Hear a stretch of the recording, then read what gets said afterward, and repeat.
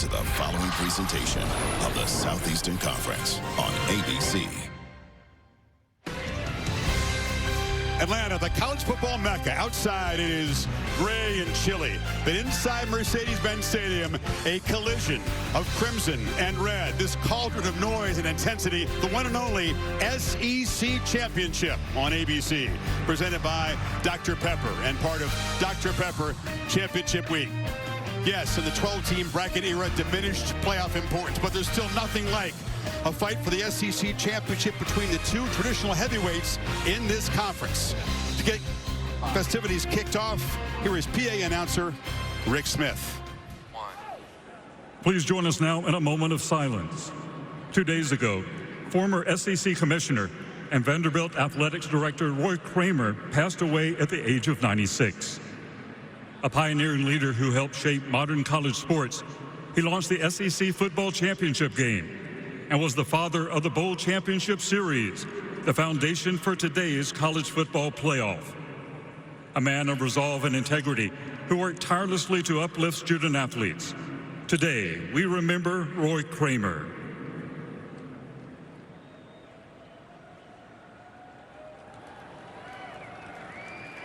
At this time, we ask you to please rise if you are able and join us as we honor America with the playing of the national anthem, performed by the University of Georgia Redcoat Marching Band under the direction of Dr. Brett Baucom, and the University of Alabama Million Dollar Band under the direction of Dr. Kenneth Ozello.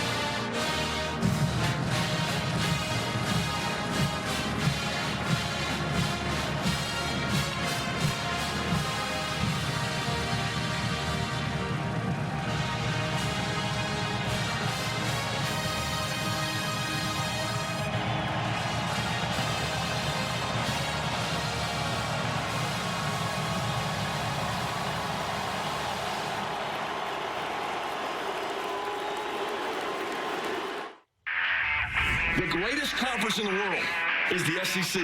Adversity will come at some point. Give us some of it. We definitely have a lot of history. We're excited to get another shot. It's that time now. Give us some of it. If everybody is their best, nobody can stop us. Do your job right here. This is a ring game, so it means more. Let's go, man. This is what we come here to do. When the lights are brightest, we're at our best.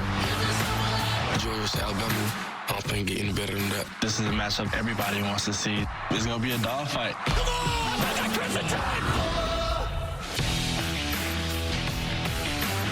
And welcome to the original and still most intense conference championship game. This is the Coors Light kickoff from Mercedes-Benz Stadium. Georgia and Alabama about 11 minutes away from kicking off to decide the conference championship for 2025. Our pleasure to bring it to you, Chris Fowler and Kirk Herbstreit. They like to say down here, it just means more. When it comes to this game, you can demand that it still means a lot, even though Georgia's a playoff lock and Alabama virtually is a playoff lock. Yeah, just talking to Coach Saban this week and even this morning on College Game Day about, Coach, this new era, the CFP. Tell me about this. He's like, this still is the game. Whether you talk to Kirby, Kalen DeBoer, all these fans in this stadium, the entire region, they point to this game still, and I can't wait to see these two brands going head-to-head. Winner might get a bye, right? That's important. Yeah. Teams are beat up. It was 10 weeks ago in Athens, Georgia. The Ty Simpson and the Crimson Tide got off to an amazing start. 2 14-play drives to build the lead here. They couldn't miss on third down. The defense came up big in the second half, and Alabama, after a disappointing season-opening loss at FSU, made a big statement. Yeah, I think this is a turning point game for Ty Simpson, for Alabama, to go into Athens against Kirby Smart and to get out of there with a win. I think it was a springboard, take a little souvenir with the hedges there, and I just think this is a confident team. I think Ty Simpson changed because of the third down execution that you mentioned. He was so decisive, so confident, and I'm going to see if he can get that going again against a defense from Georgia that is determined to slow him down and get out of his rhythm that he was in that night. Have to do it without Jam Miller, the top running back, injured in the Iron Bowl, that game-winning drive. He's a security blanket for any quarterback in pass protection. Kirk, other guys will have to step up because Georgia figures to change something from that first matchup and be a lot more aggressive. For the Dogs and Gunnar Stockton, well, they played in this game a year ago. It's 5th straight time. And Stockton, after Carson Beck left with an elbow injury, came on and sparked his team against Texas in the second half. Took this shot that we'll never forget. This shot will live forever right here. Boom. Off goes the helmet. He goes to the sidelines. They win the game with Etienne's touchdown run in overtime. Yeah, we didn't know a whole lot about him at that point, but obviously after getting a win, that created some confidence with the team around him. They really rallied around him.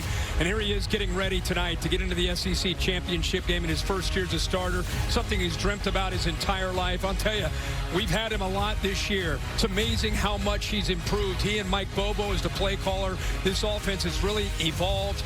Balanced attack. They want to run the football, but his ability to make plays with his legs will be essential tonight. Kirk, focus always here on the line of scrimmage, but Drew Bobo, their stalwart center, the veteran, out injured. It's been a struggle for Georgia's offensive line with continuity all season, but just when they were getting right, Bobo got hurt. Big challenge. That was the one mainstay, was him right in the middle, so him being down's a big deal. Coors Light chill performance gives you a thumbnail. Georgia has lost all 4 times they face Alabama here in the SEC championship game. They've lost 10 of 11 head-to-head, and Alabama has won 17 in a row in the city of Atlanta. All the legends, the legacy is on both sides. We cannot wait for this one. You've been watching the Coors Light Kickoff. Back in Atlanta after this short break. Kickoff closing in, the Dogs and the Tide.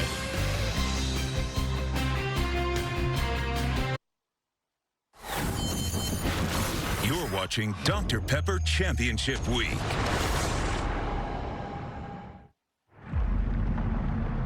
Glory isn't a place you arrive at.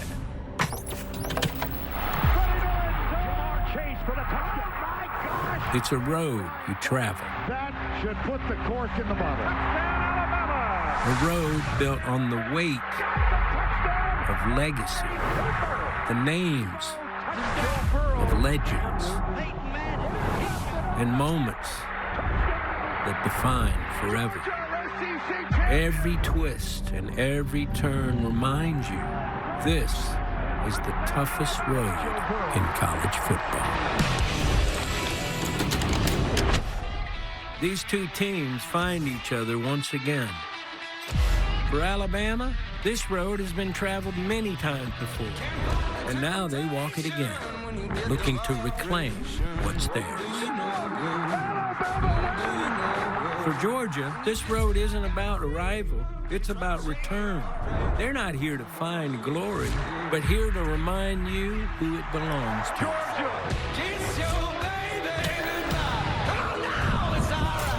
Both these teams have so much pride, and they want to be the big dog.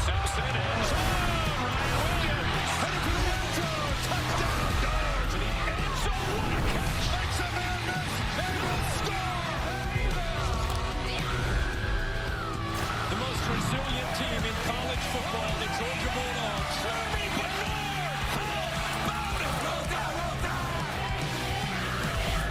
It's a long road to glory, but down here, the long road, well, it's the only road worth taking. Look at this kick.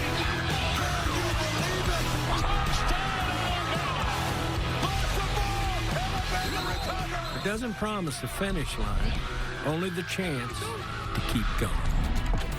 Welcome to the SEC Championship. Our thanks to Woody Harrelson. Now You See Me, Now You Don't is going to be in theaters now. He's right about that. It's a long road to get here. It's a punishing road. It's about the strain and the pain and the resilience, and Georgia embodies all of that stuff. Another 11-win regular season under Kirby Smart. And Ryan Williams and Jeremy Bernard, the two big play weapons, can they light up this field tonight? Simpson will be looking for them as Williams looks to bounce back from a quiet Iron Bowl.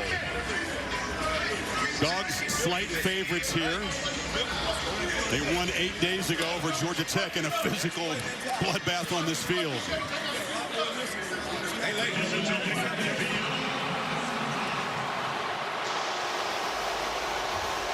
It's Alabama who actually comes out first.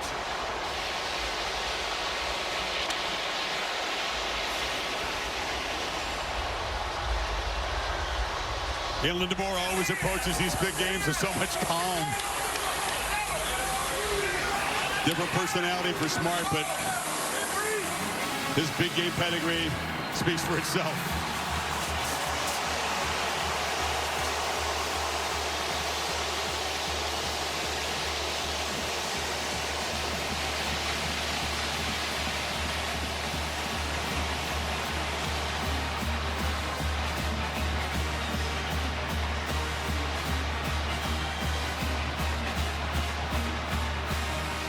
As intense as the regular season is in this conference week in, week out, it reaches a different level for this championship game. Yeah, totally agree. It's a different kind of juice, different kind of energy. You could feel it around the building the last day or two, and especially now as we get ready for the coin flip and get ready to get this game started. Both coaches say, Kirk, that so much has changed for their teams since that game 10 weeks ago in Athens. Players have had to emerge and step up. Younger players much more experienced because some of the veterans, frankly, have been casualties of that punishing schedule. No doubt about it. I mean, it's obviously a different, both these teams are different and matured and very familiar with each other. Veteran referee Dan Gotro in charge of this officiating crew tonight. Guys, let's go to him. Congratulations on representing the Southeastern Conference in the 2025 SEC Championship game. I'm your referee, Daniel Gotro. This is your umpire, Walt Hill. Georgia, you are the designated visiting team. This side is heads. This side is tails. What is your call? The call is heads. It is tails. Which way would you like to kick? Alabama has won the toss and elected to defer their option to the second half. They will kick from the south end zone. Good luck, gentlemen.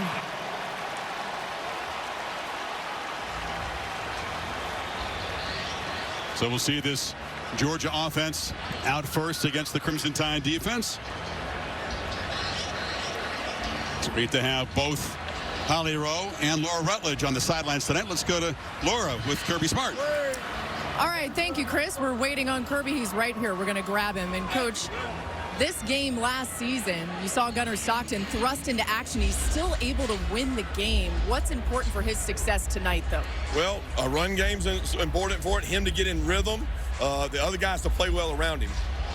And Drew Bobo, your starting center, is out for this one. How does that affect the offensive operation? Well, those two got to work well together, Malachi and him. They've worked games together. I'm excited to see them go play. All right, thank you, Kirby. Thank you. Go down. And Malachi Tolliver will get the opportunity as the starting center. They've spent a ton of time this week in preparation, going over the snaps and cranking up the crowd noise. We'll keep an eye on that tonight. Let's go to Holly Rowe with Kalen DeBoer.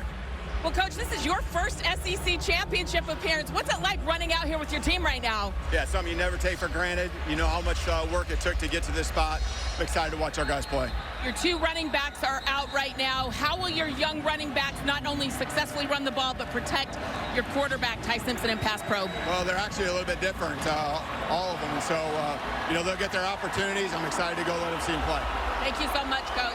We're talking about Jam Miller being out. Well, Daniel Hill will get an opportunity. He's just a sophomore, and behind him, A.K. Deere, a freshman. Coach said if they don't pass protect well, they can use the tight ends at times. But both tight ends are freshmen, too, so young players will have to step up tonight for Alabama. Thank you, Holly. Josh Cuevas remains out. Georgia football first. And right away, all eyes, Kirk, in that center position. Malachi Tolliver, it's the snap piece of it, and it's also holding up against this defensive front. Connor Talty to boot it away. Typically, his kicks are not returned, and this one will not be either. because across the line, big number 96, Tim Keenan, has got his eyes on the quarterback. Yeah, he's a big, experienced nose guard, and he's going to give Malachi Tolliver all he can handle. I don't think it's just matching up against big 96, who's over 320 pounds, but it's the communication. What will Georgia do to help Tolliver in the middle? Look at the big man there ready to roll. Be interesting to see the pre to post snap movement by this defensive line and how it affects the communication.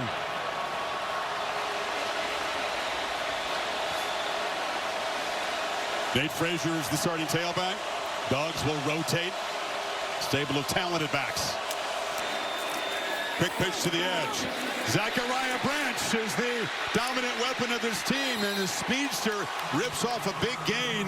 Keon Sabb drove him out. Here's the Burger King impact players. Well, Nate Frazier is starting to establish the run. Zachariah Branch on those quick screens. They want to get one the ball in space, as you saw there against that blitz. Deontay Lawson, a veteran, 5 years, fifth-year senior, really one of the glue to this defense is number 0, and then Bray Hubbard on the back end. They're going to get aggressive, try to blitz, see what they can do on Gunnar Stockton on early downs, especially first and second. Got 17 on the opening play. This is a QB run. Stockton lowers the shoulder and takes a shot after a 3-yard gain. You're going to see a mix of a lot of different looks early from Mike Bobo, the offensive coordinator and play caller from Georgia. I think one of the best in the country. Does a good job, especially early in the game. 12 personnel with 1 back, 2 backs. They'll give you a lot of different looks, see how you react, and then make his plan from there. Cash Jones, typically the 3rd down back, in on this 2nd and 7. It's Branch in motion. He's got it again on the edge. He's got some blockers, gets the outside, but the Tide do a good job stringing out. There's a flag down.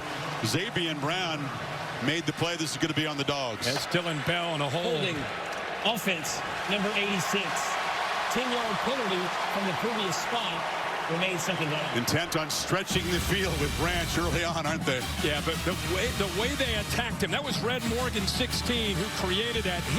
They saw Branch go in motion. They immediately responded, expecting. Look how hard he went at Dylan Bell. That all Dylan Bell could do is hold on for dear life because how aggressive 16 came up against that quick screen. You call him a prototype nickel, Morgan. He has really come on strong in that second half of the season. What a great player.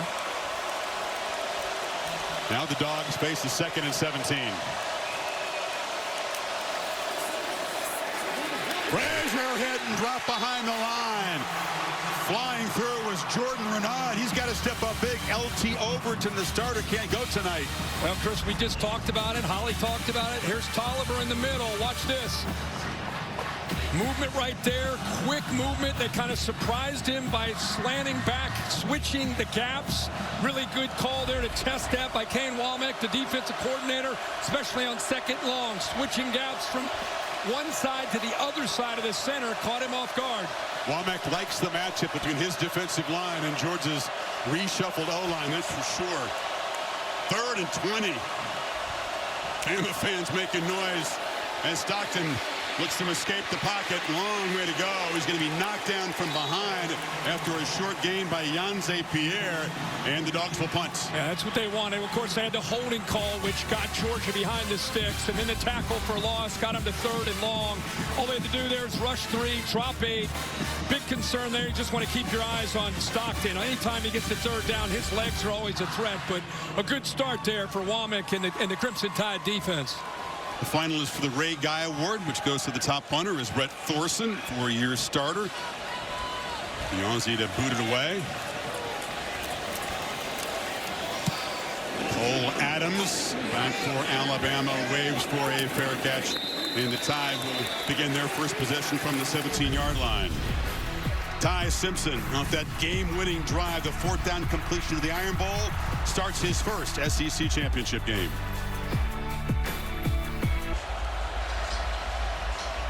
Ty Simpson, the 4th-year junior from Martin, Tennessee, did this against the Dogs 10 weeks ago.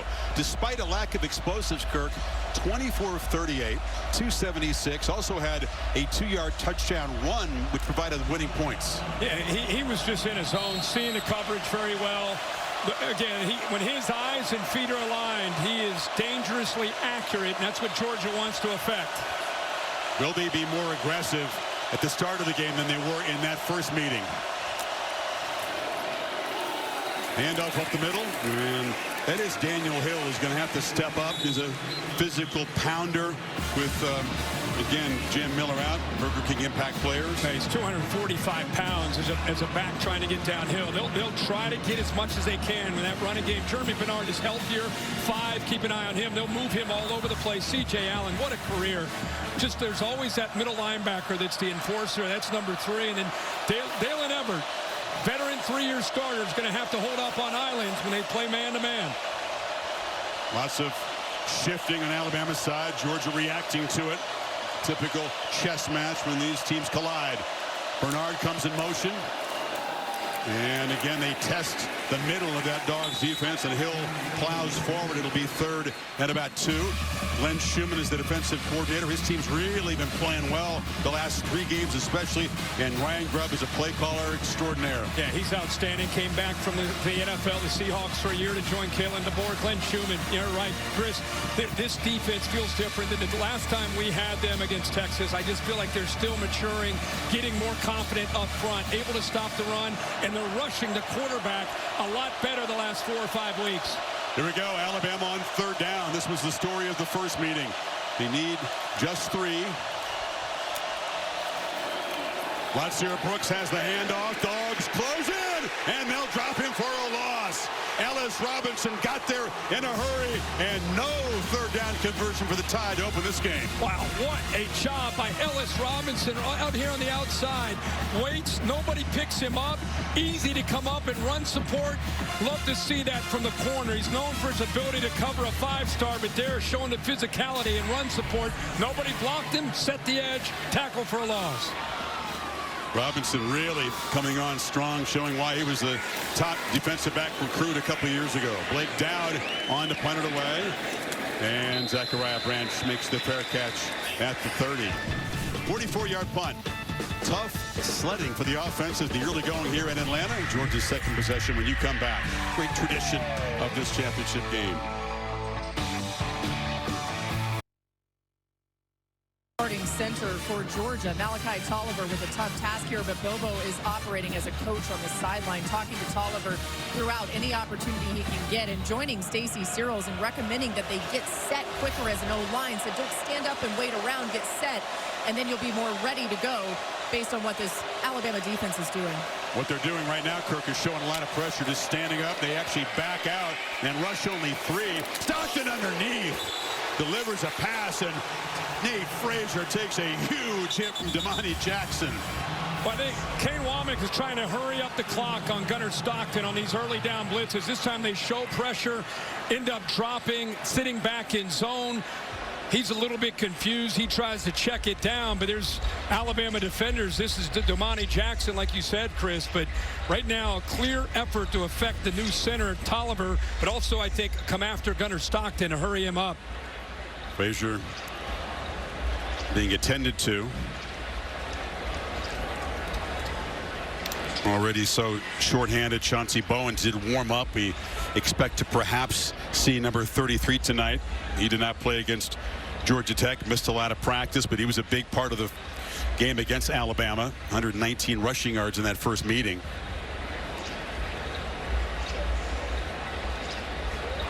Frazier, though, far and away the leading rusher. Yeah, especially football team. Second half of the season, he's kind of become the workhorse, especially with Bowen's last few weeks dinged up. A big shot to the midsection delivered by Damani Jackson, a guy who's perhaps extra inspired tonight because he was burned in the first game against Georgia. He got beaten deep by Colby Young. He also was out of place on a couple of runs and really did not play well at all at corner for Alabama in that first game. That's right. And Frazier is up, walking off. Maybe got the wind knocked out of him.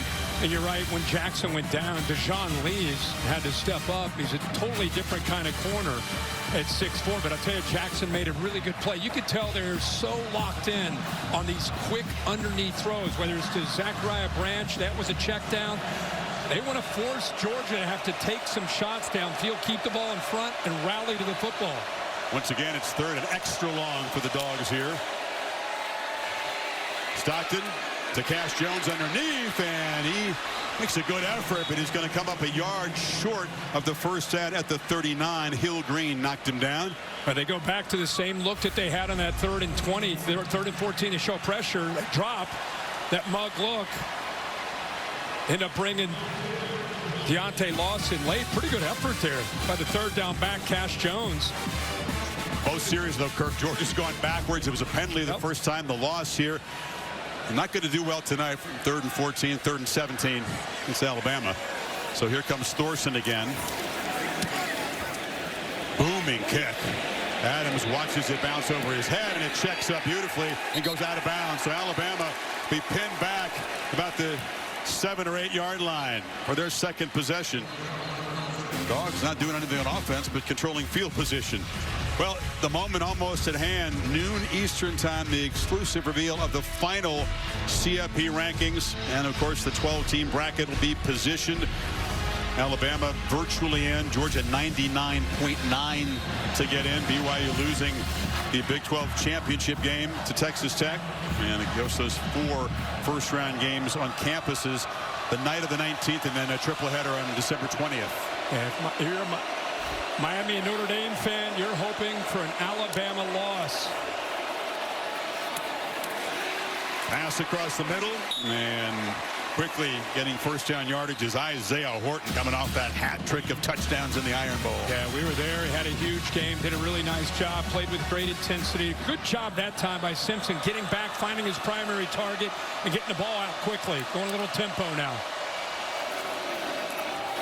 Hill picks his way and is knocked down after about a yard and a half there by Xavier McLeod. Parker Brailsford in the middle of that offensive line. We've talked so much about the center on the other side, Malachi Tolliver, who stepped in. Good to see. The game we had at the Iron Bowl last week, Brailsford was just playing through pain. They really didn't know if he's going to be able to go, but he's had a great week this week. Said it's the best he's looked and felt in weeks, so it's good to see him in the middle. Yeah, they said he was just a warrior to get through the Iron Bowl, playing through pain.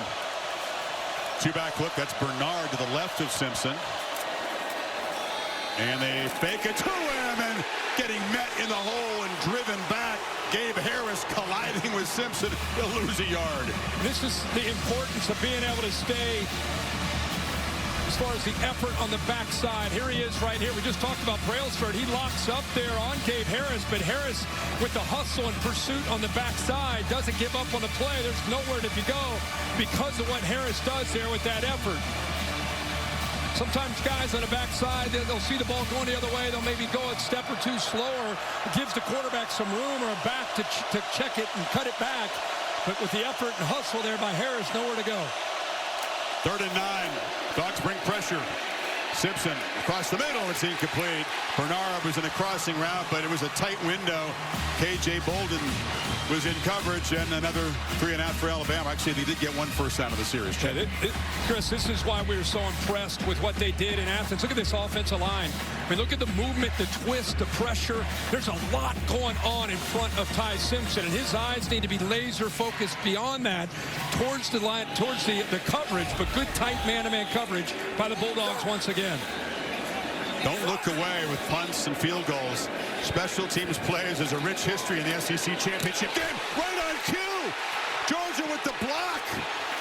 Bouncing around and fielded inside the 25. Kirby Smart had a feeling a special teams play would come into play tonight. And getting his hand on it was Cole's spear. They overload the left side of the Alabama offensive line. And like you said, Chris, right on cue. Good call. He comes clean. Nobody touched him. Heck of a job there to just take it right off the foot of the punter. Look at that. They had a couple guys there on that left side. He's able to come through. Kirby 17-0 when he blocks the kick. Can the offense take advantage of great field position at the Bama 21? They blocked a punt way back in August against Marshall in the opener. This is a much more significant block as they're set up on the edge of the red zone here. Frazier Makes a cut inside, and Frazier, good to see him back up and healthy after the big shot. Plows inside the 10, first and goal, picked up 14. But they went 13 personnel. They got a great tight end room. Look at all three of these guys. Sometimes they'll use that as a decoy. This time they run a counter play, set the edge there with Lucky, pulling the backside guard there. The freshman, Dontrell Glover, and that opened up a good, tough running there by Frazier.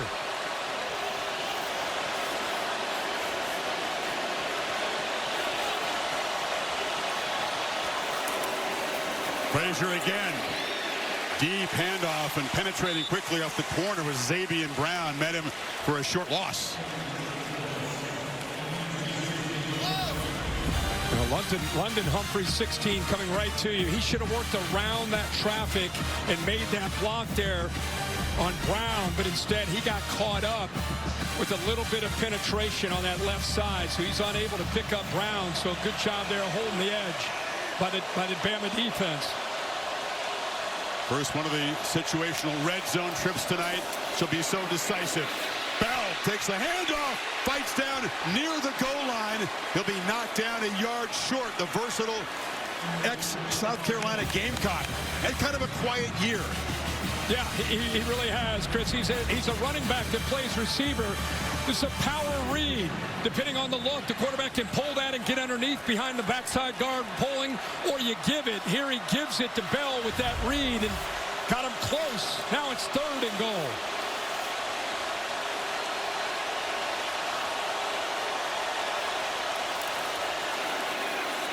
They fake it to McCray. And Jagger, touchdown! Georgia strikes first off the block punt. Roderick Robinson.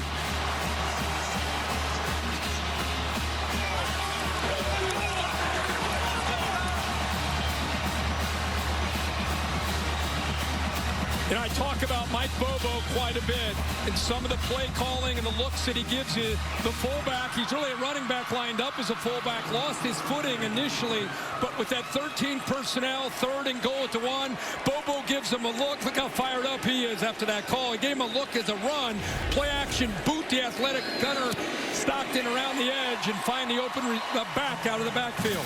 So the seldom used Roderick Robinson from San Diego. Touchdown set up by this block punt. Dogs fly in there. Get set up at the 21 and take 4 plays to punch it. It's Georgia on top in Atlanta.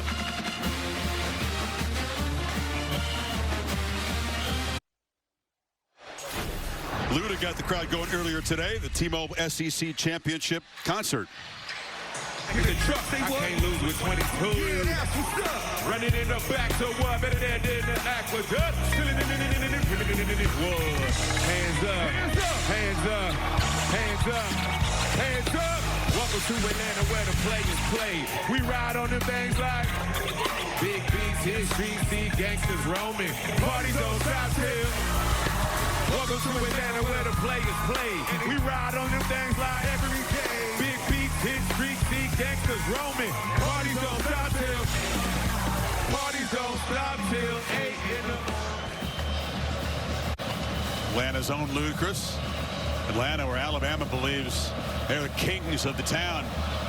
17 straight wins here, but down 7 early as Georgia gets the block punt, and the first career reception for Roderick Robinson is a 1-yard touchdown. Here's Cole Spira, guy who's kind of a special teams specialist. Yeah. I mean, a couple guys you just don't see a lot of times making plays, but what an effort there. But look at this. Robinson has 12 snaps all year. They line him. He's a running back lined up as a fullback.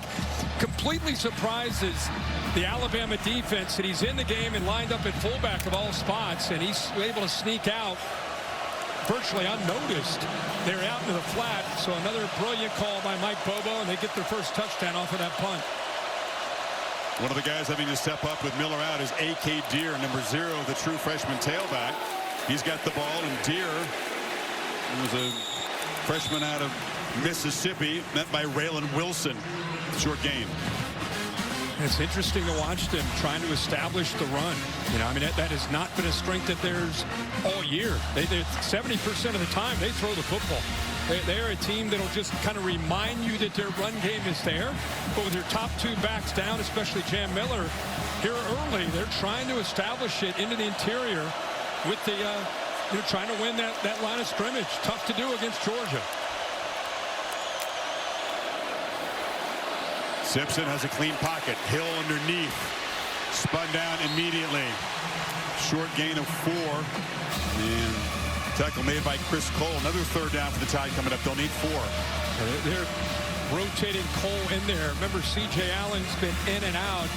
He's coming back onto the field now. I think that's the difference with Georgia from where they were early in the year when they played Alabama to now. More depth at the linebacker spots, more depth up front, able to rotate and not drop off as much. See if Glenn Schumann dials up some pressure here on this third down. Tied up to that phenomenal start in the first meeting in Athens. 0 for 2 so far tonight. Bernard in the backfield, along with Caleb Edwards, the tight end. Pressure comes. Simpson gets it out, and it's Ryan Williams who makes the catch and is still going. Number 2 is loose and will just tap dance out of bounds in Georgia territory. He caught the ball in traffic and evaded the tackle of Danilo Jones. Big game. But we wondered last week where he is. In this time, you see how they use that motion. Now you create a favorable matchup. You give him to the inside there against Jones. This is what he does. It's the yards after the catch. Great route.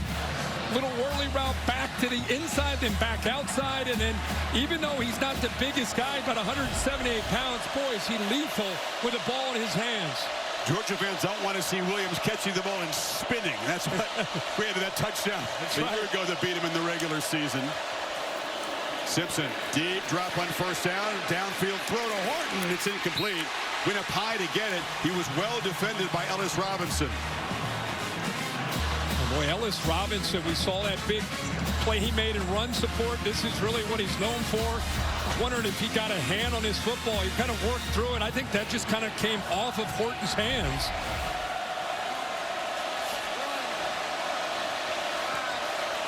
Bernard in the backfield there. Wasn't able to play a huge role in the Iron Bowl, but has gotten much healthier in the ensuing week. Simpson looking for him across the middle, but he can't escape. Georgia looking for him, too. Ja'Cory Thomas all over number 5, a 4-yard gain. Yeah, they blitzed Raylan Wilson, so created a one-on-one matchup. Here he is in the backfield. The blitz comes from here, so now you got a matchup with the safety, which is exactly what Ryan Grubb would love to see. A little angle route, very close to being able to pull away there from Ja'Cory Thomas, but a heck of a tackle in space. Otherwise, he's off and running. He doesn't make that play. Needs 6 on this third down. Bernard motions over, 3 receivers stacked to the right.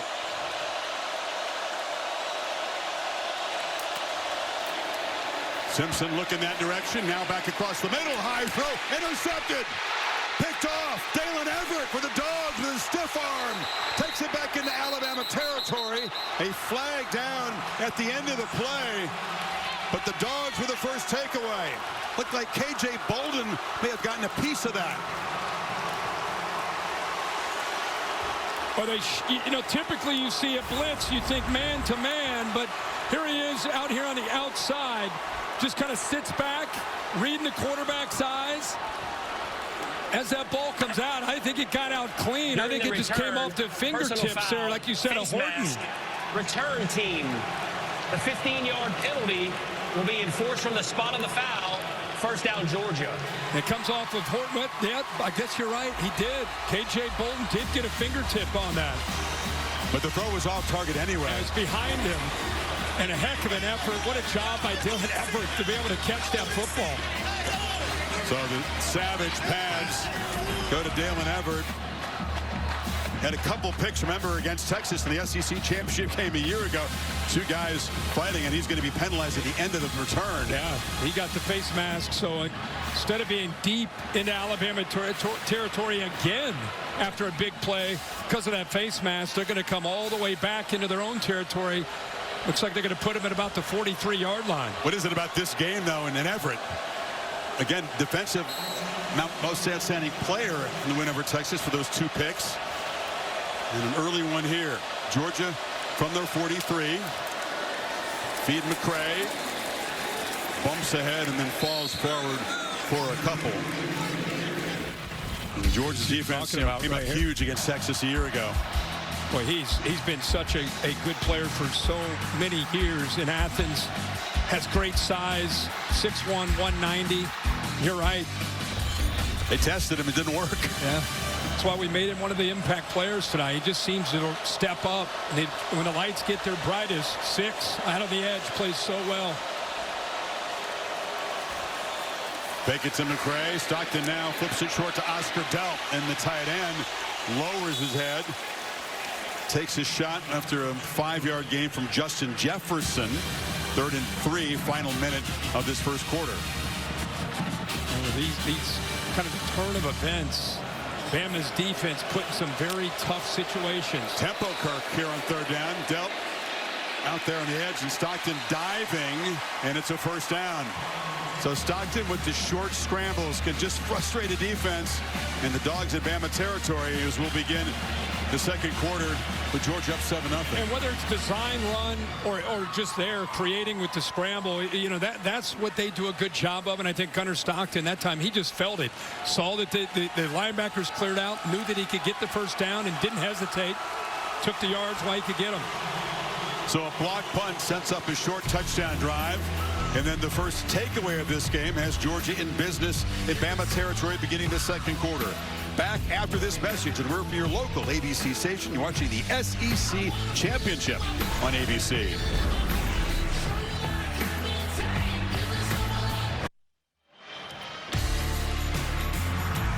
And welcome back to the SEC Championship on ABC, presented by Dr. Pepper. First quarter leads have not been decisive at all in previous Bama-Georgia games for the championship. Kirby Smart has lost 3 times after leading Alabama in the first quarter. It's a long way to go here. And the handoff to Frazier. And then first down run yields about 1.5 yards. Yeah, as we know, any college football game, there's momentum swings that go back and forth, but especially with the emotion in this stadium at the early part of this game. And after that block punt, things change quickly, favoring Georgia. Then you have the interception by Everett, continues to favor Georgia. This is where Alabama's defense, they're going to have to make a stand here. Frazier again weaves his way through heavy traffic, just keeps those feet moving, keeps churning, and gets help from his buddies. He gets shoved for a first down to the Alabama 35, picked up 11. Well, the big fellas got behind him. The tight ends got involved there. Williams 10, the tight end. Boy, watch his feet, just keeping kind of that balance. Kind of keeps the play alive, but look at the linemen. Look at that. It's like rugby. Just a herd of humanity just pushing him along for that first down. You're right, but you said it. It's a great lesson for running backs. Just keep the feet moving, right? Yeah. Bowens now spells him. And he tests the middle. Short gain. So much focus on Drew Bobo not being in there. Malachi Tolliver having to step in. The Dogs beginning to get a little traction here in the run game. And each rep Tolliver's playing, the more he's kind of getting over the whole noise about, oh my gosh, Alabama SEC championship. He's just settling into the game. And I think the guards around him, the experience around him, Gunnar Stockton, everybody helping out with an inexperienced center. 101 total snaps this year. It's a low number. 34 of those came here against Tech 8 days ago. That time, men in the backfield. Bowens driven back by big Tim Keenan. But right on cue, right when we talk about what a great job he's doing, Keenan's here. Whoops. Keenan's right here. And watch him move off of that block and able to kind of wrap him up. Boy, he moves so well for a big guy. Kind of had to earn his keep. So much depth when he was early in his career in Tuscaloosa. So many talented players. Instead of leaving, he just kind of worked his way through the scout team and eventually, last few years, become a big part of the Crimson Tide line of scrimmage. Stockton running all the way. Jones is a lead blocker. And Stockton muscling down near the marker at the 25. You're right, though. The juice in Georgia since that block punt significant jump. Oh, yeah, 100%. And you get, when you have a quarterback like Gunnar Stockton, they do such a good job having the +1, meaning one extra blocker, because he runs the football. And there's, again, this time you see Cash Jones with the push there to get him forward. Going forward on 4th down, 2 big backs, McCray and Frazier in the game. Now they motion around. Stockton under center. Tackle over on the right side. They're going heavy right. Sneak and a 1st down. So they convert on 4th. And that looked pretty simple. Look at this. Because they moved Freeling over, look at the defense. Look how they responded to the tackle over. Look at the gap over here. Very good job of kind of seeing how the defense responded to the tackle over. They went heavy themselves to cheat that way as a defense, so Gunnar Stockton went the other way. Delp crashing down to create the space. 10th play of this drive.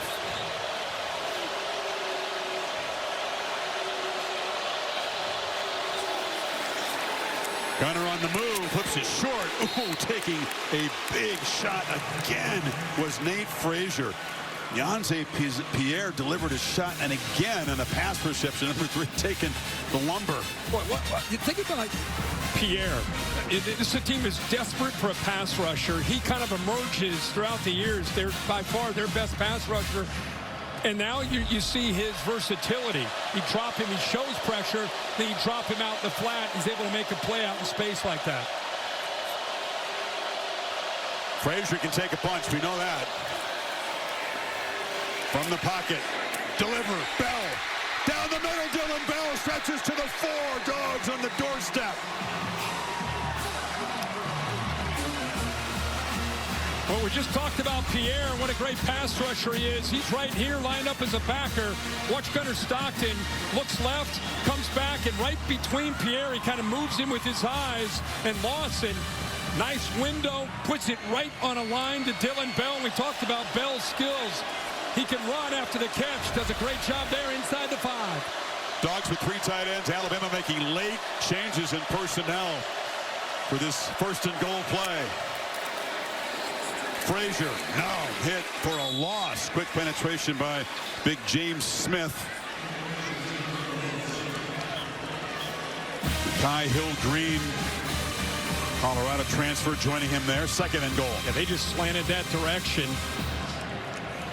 Good job of rolling the dice there by Kane Womack. Blitzed off that right edge, slanted the defensive line that way. Worked out perfectly, able to shoot a gap. It's Josh McCray who'll motion back in. Again, Alabama with fresh troops for this 2nd and goal play. And a false start there. Looked like Lawson Lucky, the tight end, coming in motion. Yeah, he got out a little bit early. Now we got some pushing and shoving with McCray and some of the Bama players. False start. Offense, number 71. 5-yard penalty. Remains 2nd down. Well, they flag Ernest Green. He was on the right side, 71 and 7. Kind of get out a little bit early there.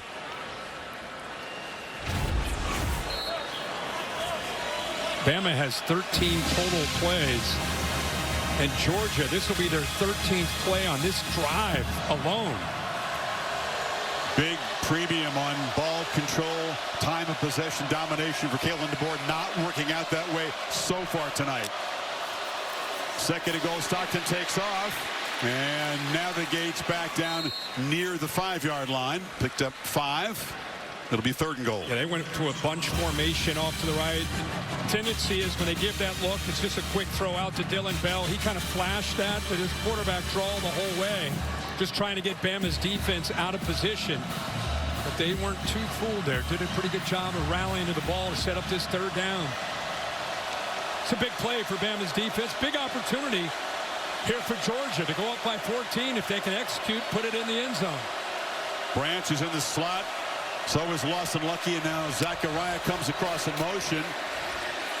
Surveying, end zone, touchdown! Dylan Bell! And the Dogs with a long march to build their lead.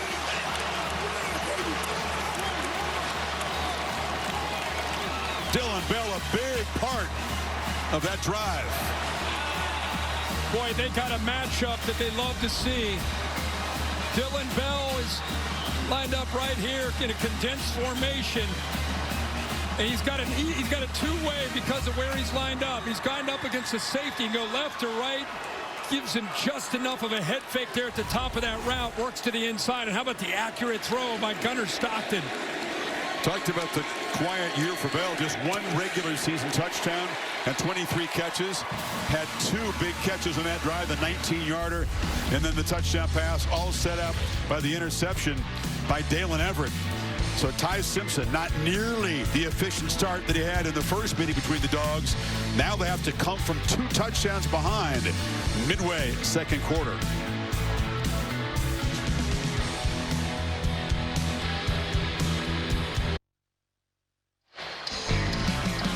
Back in Atlanta, Dr. Pepper transporting us to Fansville, where the fans are celebrating playoff February and waiting to see who's going to go for the run and trophy. Playoff February.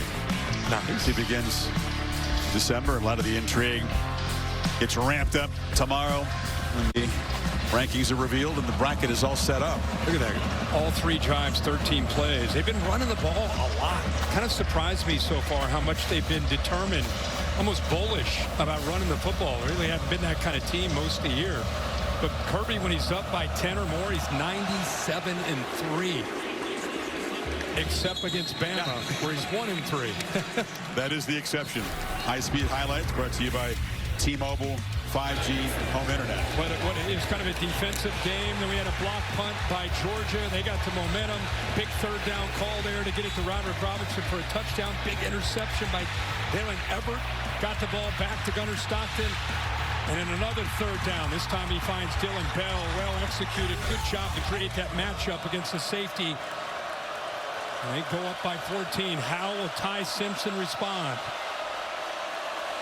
And will they try to feature the pass game more? They have so many effective weapons who can make plays. And this is Sutter step. Ryan Williams. That little move got the Georgia guys frozen, and he got around the edge. So dangerous. Missed tackle by Danilo Jones. Another chuck play, 21. Yeah, I think you look at him on film and you think he's quick, and then you get out in the field with him and you lose your edge. Here he is right there in good position. Boom, he has that little stutter, and he gets around him. Jones, by the way, is a great player. But he went right around him. I think they're going to see if he stepped out of bounds. You see Kirby at the top of the screen kind of pointing that he stepped out of bounds. Yeah, Kirby's pointing at a spot maybe back 10 inside the 40. Yeah. The previous play is under video review where the runner stepped out of bounds. Obviously, Williams is a twitch. He's also got the long arms, and he can be hard to corral. He's effective with the stiff arm. Let's see again where that foot went out on the paint. That hat kind of obscures it. Looks like he may have stepped out of bounds. We'll bring in Bill LeMonnier to see if his keen eyes can determine. It was a first down anyway, but that looks like it is out of bounds there, Bill. Yeah, that's where I have him stepping out of bounds. But like you said, he's still got the first down. We thought number 2 might be ready for a big performance. He's not a guy that goes in and complains about not being targeted at all in the Iron Bowl, which is incredible that he wasn't. But he was determined on the practice field to show that he's all in. And he had great practices Tuesday, Wednesday. Simpson told me he believed number 2 was going to have a big effort tonight. And frankly, the Tide needs him to do something to be special tonight. To combine with Horton and Bernard and bring this offense back. Running the ball is going to be a challenge. Yeah, absolutely. Ali? Well, guys, that would be natural for Alabama to start pressing right now, down 14-0. But Kalen DeBoer wants to make sure they don't do that. He was running up and down the sideline, telling his offense one play at a time. After video review, the runner stepped out of bounds at the 38-yard line. It'll be 1st and 10, Alabama at that spot. Hey, guys, he just really wants them to focus on the execution of one play at a time, not get too far ahead of themselves. One last note, just pointing out this shuffled offensive line for Alabama. Cam Dewberry has not played yet, their left guard. He is out, but he's in uniform. That means Gino Vandermark's been in there, a little bit of a shuffle up front. So many guys have shuffled the different positions on that Tide front throughout the season. So after review, it's a 13-yard gain, not a 21-yarder, and a first down at the 38.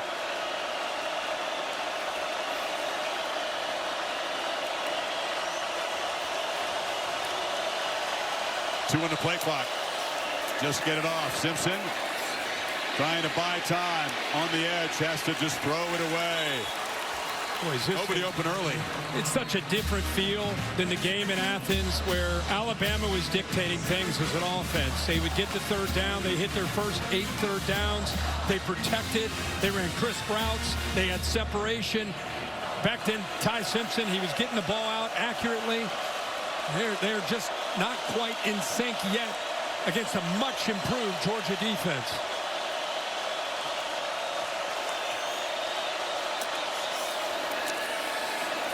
Simpson batted down at the line. Reaching up and swatting that away was Quintavious Johnson. 3rd and 10. Yeah, what's the difference, right? I mean, what's the difference? I think the difference is they're better up front. They're more physical against the run. They're rushing the quarterback better these last few weeks. There's 33 Johnson getting that left arm up to knock it away. And here we go again with another third down. They're 1 of 4 so far on third down. After starting 8 for 8 in that first meeting we talked about. Right. Let's hear Brooks hasn't been featured yet. He comes in motion. Simpson looking that way. A long throw. It's over the head of Brooks, who was well covered anyway. Pressure affected the throw one more time. Bama's going to punt one more time. They walk Zayden Walker up. He's such a great pass specialist right here, and then he works around. Really affects Simpson just by being in his face. You can in fact see Simpson fall off the throw because of that pressure from 10. Watch him fall off the throw. That affects his accuracy, but it was great coverage downfield anyway. Blake down. Had the previous punt blocked. Georgia peels back and sets up a return here for Branch, who steps up and waves for a fair catch at the 21. Sun sets and a chilly day in Atlanta. Inside Mercedes-Benz Stadium, it's the Dogs in control, 14-0.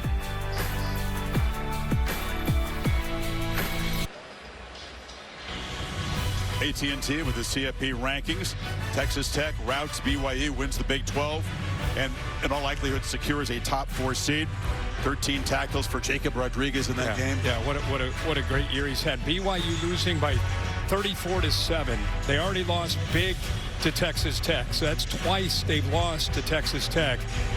And I think even though it's a bonus game for them, I think the committee set themselves up for the BYU potentially getting beat like that to slide underneath Miami, which should be interesting tomorrow to have Miami and Notre Dame. But I think they could be side by side, which is what Miami fans have been crying for them to become head-to-head. The writing was on the wall, in my opinion, when Tuesday night's rankings came out. And now we'll wait to see what happens tomorrow. Bell on the handoff, and Dylan Bell, ooh, dangerous, found a crease, burst forward for 12 and a first down. Yeah, Bama loses the edge there. I mean, again, when you're prepping for Georgia, you know on early downs that they're going to run the ball out in the perimeter, and they're going to throw the quick screen out in the perimeter. They give you that look. There's just nobody out there on that edge of the defense. They lost the edge. Easy yardage that time for Bell. Georgia, 3 tight ends in the game. Stockton from the pocket, checks it down. Frazier going to be spun down by Damani Jackson after a short gain. Picked up 2.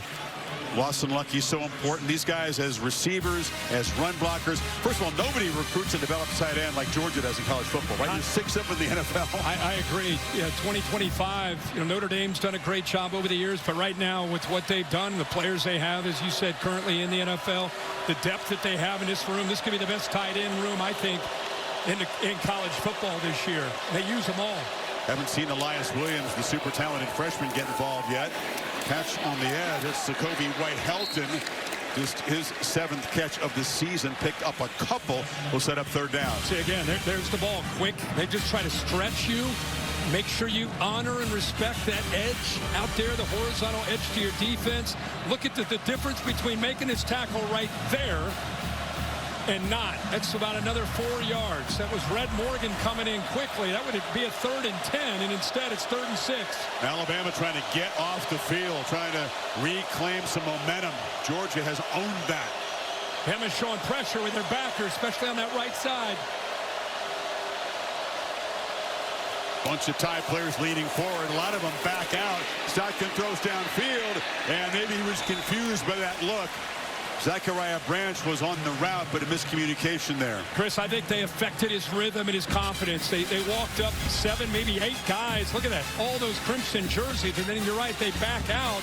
You can see even on his follow-through, he did not feel comfortable. Didn't have his base underneath him. Ball sailed on him. Good job there of showing that look by Kane Womack, then dropping out of it, making him unsettled. They do their job, get the Georgia offense off the field. Such a part of modern defense, right? It's not how often you blitz, it's how often they think you're going to blitz. Yep. A lot of times. Just mixing that up. Pre to post snap. High boot by Thorson, and fair catch made by Adams at the 24. So Bama's defense gets a stop. Now can Simpson in this offense with 5:24 before halftime get something going.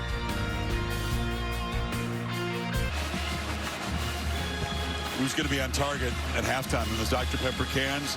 2 students battling for life-changing grand prize of $100 grand in tuition from Dr. Pepper. Got to go chest pass. Just fire it. Boom, boom, boom. Gene Hackman and Hoosier. Pop it, pop it, pop it.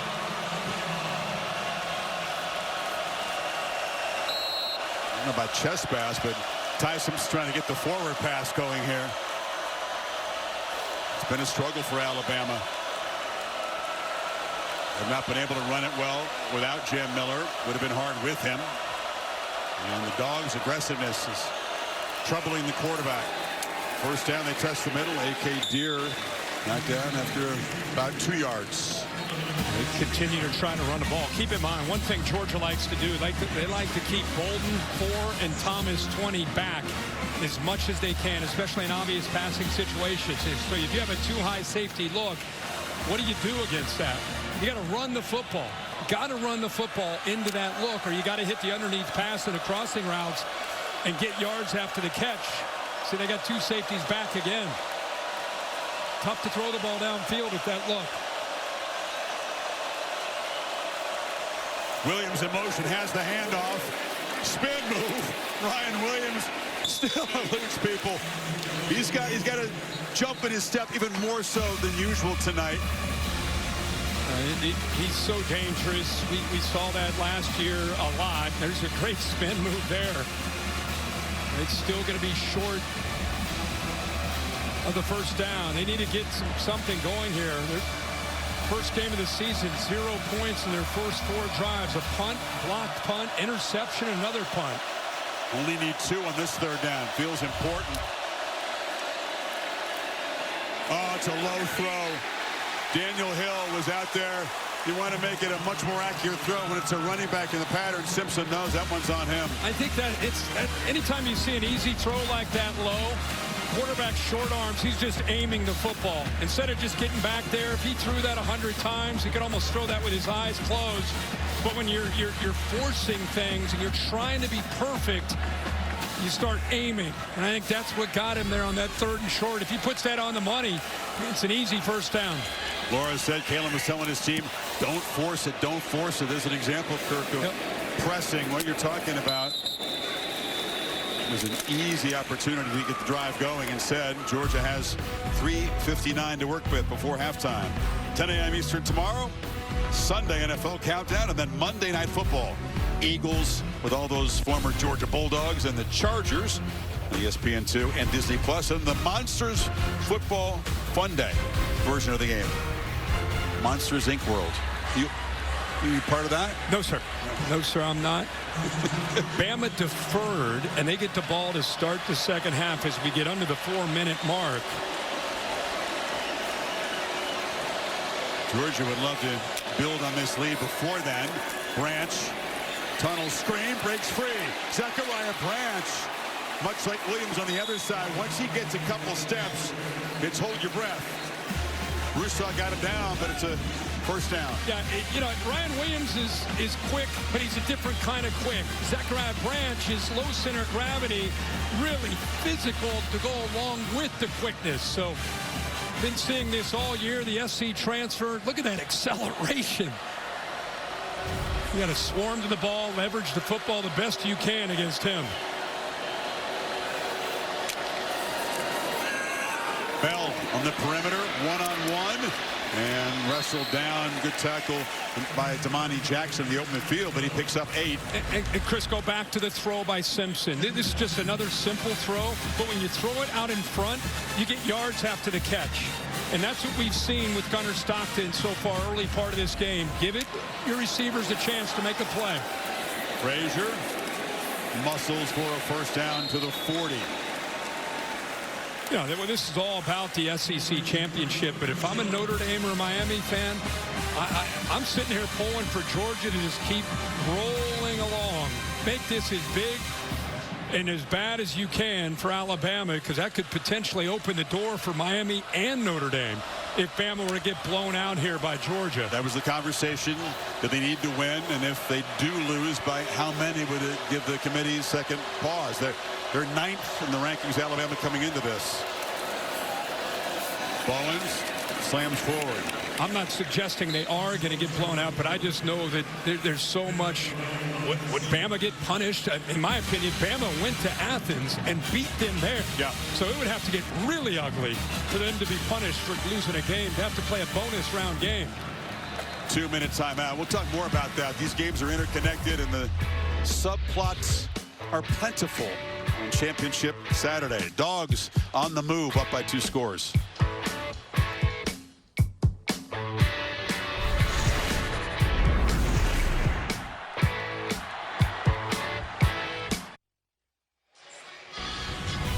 Everything under the watchful eye of the Baker's Dozen, the 13 members of the CFP Selection Committee, watching in Greater Dallas and Grapevine on the hotel there. A lot of experience in that room, and yeah, you know, you can win and reverse or remove all doubt. If you're Alabama, if you lose,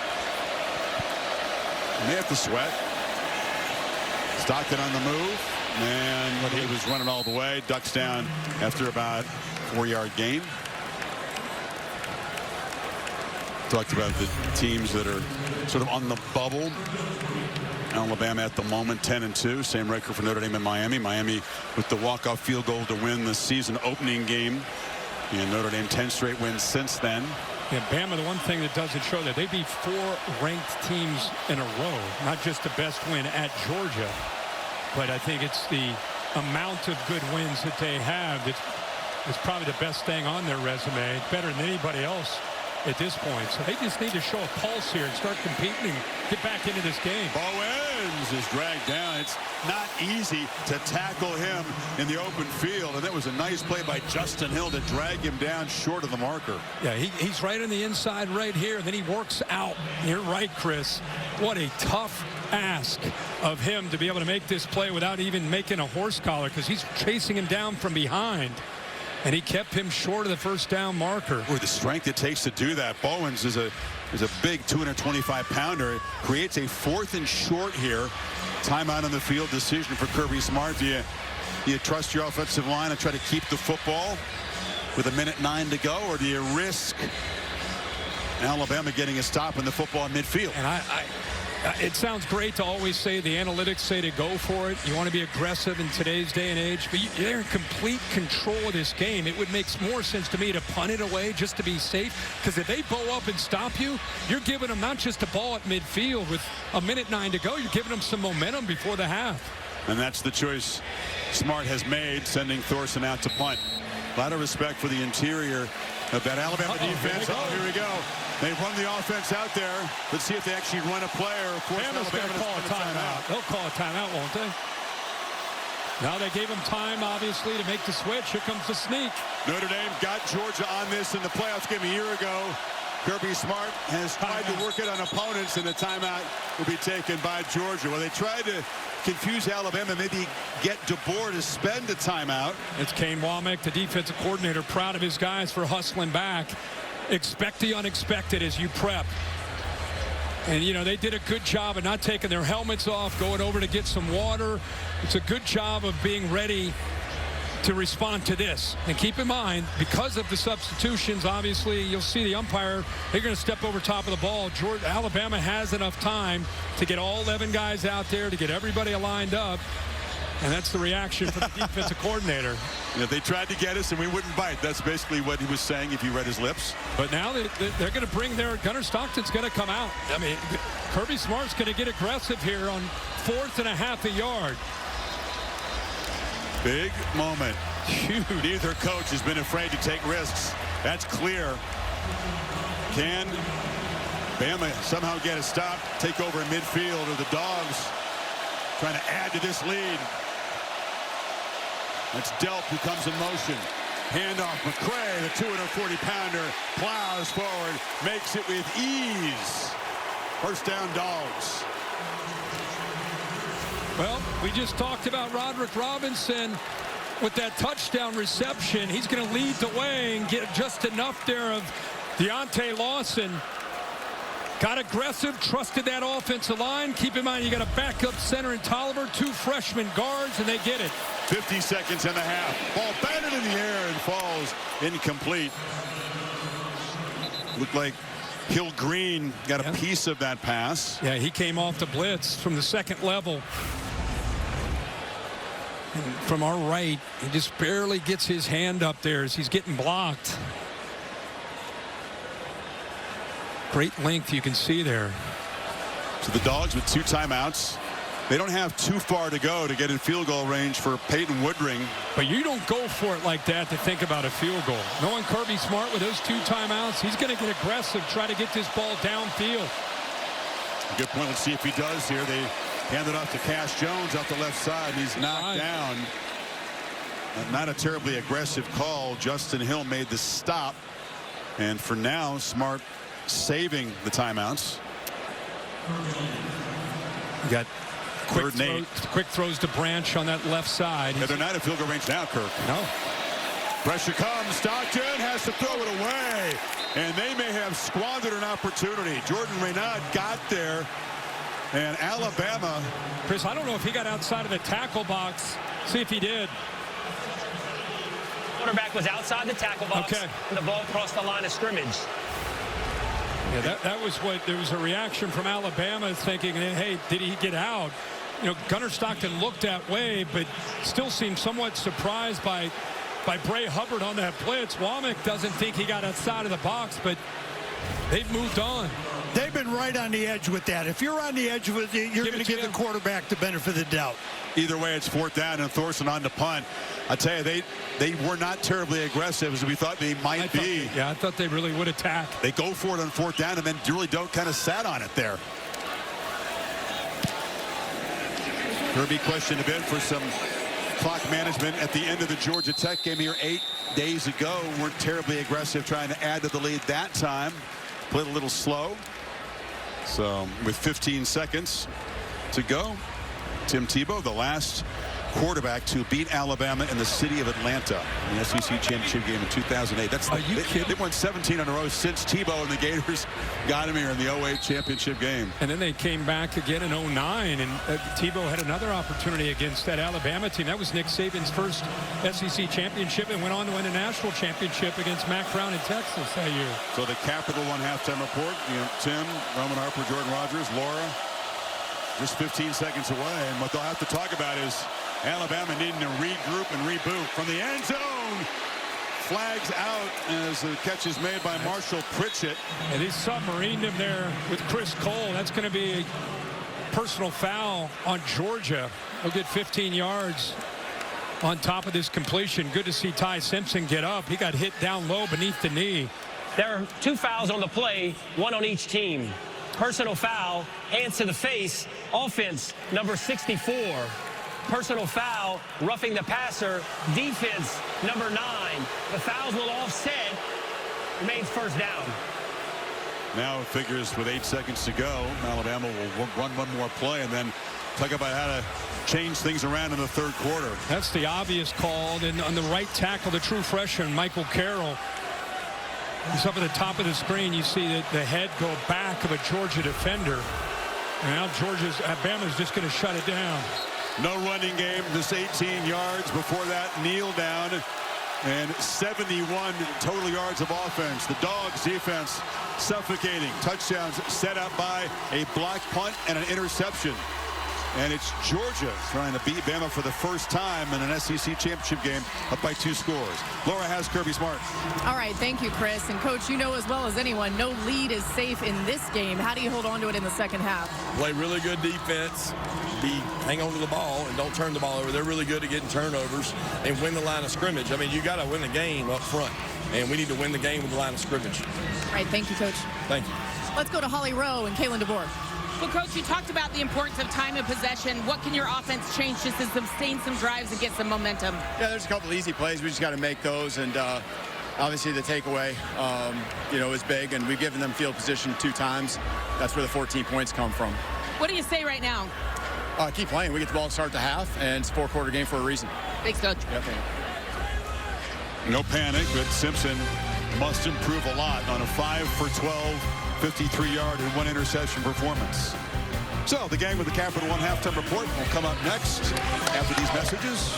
You're watching the SEC Championship on ABC.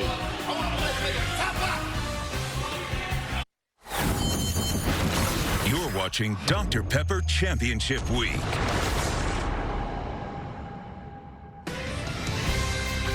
Buckle up for the second half of the SEC Championship on ABC, presented by Dr. Pepper, part of Dr. Pepper Championship Week. Dogs up 14-0, but no lead has been safe in this head-to-head, and Kirby Smart knows that very well. Against Alabama, when leading at half, he's 0-3, and that includes the national championship game in this building when the Dogs were dominant, led 13-0. Remember before Nick Saban made the quarterback change, bringing on Tua Tagovailoa, came back and won it in overtime. The IHG Hotels and Resorts first half stats brought to you, and this is a similar stat line for Alabama's offense as that championship game years ago. When they made a switch. Yeah. Obviously not going to do that tonight, but they do got to get their passing game going. They tried to run the ball, averaging 1.9 yards a carry. They've got to obviously, at this point, down 14. This is where they're going to have to rely not just on Ty Simpson, but the offensive line to do their job. And more importantly, the receivers. They're not getting separation. They're not getting open. Ty's back there holding the ball often, but to think Jeremy Bernard would only have 1 reception for 4 yards in the first half. Their most versatile weapon, no parts so far. But Georgia's defense now in the last 14 quarters has allowed a total of 22 points. That includes games against Texas and Georgia Tech, which have been lighting it up on offense, and of course the first half here against the Crimson Tide offense. Yeah, this has been an offense just trying to find an identity in the first half. By the way, a lot of this has to do with good Georgia defense. Bolden there with a fingertip touch. Everett with the big interception here on a 3rd and short. Simpson just trying to be perfect there and aim the ball. He's got to try to, they got to find a way. Ryan Grubb's got to find a way to get Ty Simpson in that zone that he was in Athens. But it's a very different Georgia defense, playing much better at all 3 levels, much more connected, much more physical, and much more aggressive in their approach. See if they can finish the job. Play fake on first down. Simpson on the move. He's got Latsir Brooks. I mean, look at that. Talented wide receiver, but nowhere to run as Rashawn Dinkins ran him out. I mean, there's just nowhere to go. And again, Jenkins wasn't the guy we talked a whole lot about, you know, the last time these teams got together. That time he's in right now is kind of that nickel. They've got some injuries at that spot with Aguero down. Aguero not really healthy with it as a club, so showing the depth, right in position, no yards after the catch. Big goal of Georgia today. Saw Ryan Grubb so often he can look 1 step ahead of the D coordinator as a play caller. He was at times in the first meeting, not tonight. Simpson backs up, pressured, retreating way back inside the 10 and just launching on the sidelines, incomplete. Ran out of time, Kirk, and then really ran backwards, at least avoided a monstrous sack. Yeah, they brought a couple blitzers here and here with Thomas, the safety coming from that 3rd level. Good job of being picked up, and you can see on the left side there, Proctor, the left tackle, he gets pushed back into the face of Ty Simpson. Simpson was just trying to get out of the pocket to get rid of the football. It's a 366-pound tackle getting shoved back into the quarterback. 3rd down has been a problem. It's a problem here. Simpson's going to be sacked. Ja'Cory Thomas safety blitz. The Dogs defense starts the third quarter the way they started the game. I mean, Glenn Schumann and Kirby Smart, boy, they have a plan. They showed blitz here. They dropped. They end up coming from both these same blitzers as the previous play. Wilson, the linebacker, Thomas, the safety, just don't quite have the numbers to be able to pick it up. And a heck of a job there by Georgia. Boy, just setting the tone to this second half with a 3-and-out. This defensive resurgence, not unexpected because of the brilliance of Smart and Glenn Schumann, but this was a team that was diced up by Tennessee, Ole Miss, Alabama in the first game, and has been suffocating. Zachariah Branch has room to run. Branch dives down near the Alabama 40. And Georgia set up in beautiful position after the sack and the punt. Well, they could not have designed this any better. This is what you missed if you're just tuning in. A block punt in a fairly low-scoring game early. Georgia able to capitalize, able to throw a touchdown pass to Roderick Robinson. There's the tip ball that was picked off by Everett. They turned that one into a touchdown, so they're up 14. And really felt even bigger than being up 14. Looks like Justin Jefferson walking off the field after that punt. Being helped off the field. A heavy limping. Important part of the linebacking core plays special teams. And now again, it feels like Alabama's defense is up against it to avoid going down 3 scores. Totally agree. With the way their offense is playing, they just cannot afford to get down 21-0 right now. 24-yard return by the electric Mr. Branch. Frazier, short game. Does Georgia look like a football team that you want to see placed across the bracket from your favorite team when it comes out tomorrow? No. I mean, are you kidding me? No, the way they're playing D right now. Hey, that's a credit to Kirby Smart, Glenn Schumann, the entire offensive and defensive staff. In this world of NIL and portal, you know, it's sometimes tough to develop guys, but this team is clearly been through a lot, and they sure have grown up. Playing their best ball late in the year. Stockton, pump fakes, now checks it down, and quick short completion to Frazier. Resilience, you know, hard to kill because they have fought from behind so often, and that resilience, boy, how important is that when you get to the postseason, having to come through tough times? Ohio State was battle tested a year ago. Yep. They made their run. Yeah. It's tough to go through those tough times. You're hoping to win through those tough times, which they were able to do to find ways to win in the fourth quarter. But they are a hardened team that is playing with a lot of confidence. Stockton, Branch, known for his electric big plays, makes a short gain, first down in front of Jackson. How often do you see this? Quarterback makes a throw on third down. I was wondering what he was doing. Did he not like the throw? But he was making sure there wasn't a fumble. He wanted to make sure that ball's not out. I mean, how many times do you see a quarterback make a throw 12 to 8 to 10 yards downfield? It's up. I got you, just in case. Georgia playing with a little tempo now, trying to build momentum. Pump fake. Stockton, sideline route, catch made by Lawson Lucky. Everything working for Mike Bobo in the offense right now. It's first and goal. That's a good job of selling the quick screen to Zachariah Branch. Watch a little shoulder, and now you go deep to take this safety, and then you go the rail route down that sideline to Lucky. Nothing you can do there really to defend it, because if you're going to come up, you got to react to one Branch being out there. The safety's got to react to the deep threat, and it's a nice bubble right there. And a heck of a throw. Good job of selling it there by Gunnar Stockton. Kirby Smart Kirk has lived the pain of those surrendered leads against Alabama in the second half. Determined to build on it right here. Ball batted down.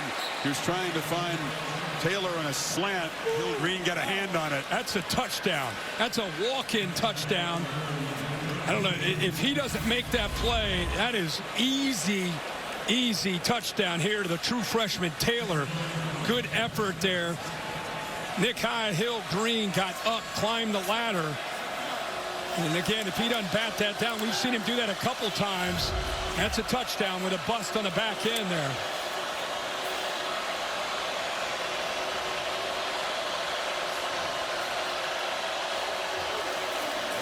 Frazier on second and goal. Off the left side, touchdown Dogs!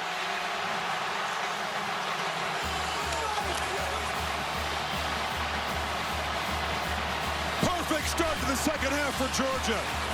Set, force a punt, short field, punch it in.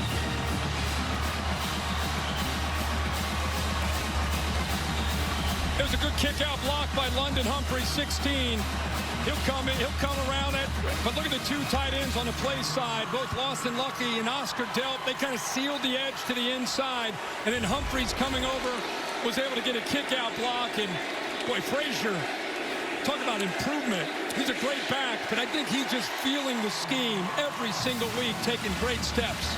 He's taken 2 big shots as a receiver tonight. He's taken punishment all year. He's never had a more comfortable touchdown than this.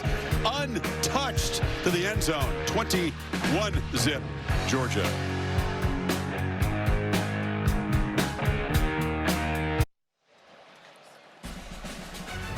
When we're done in Atlanta, the scene shifts to Charlotte. Tony Elliott and the Virginia Cavaliers trying to win their first ACC title since 1995.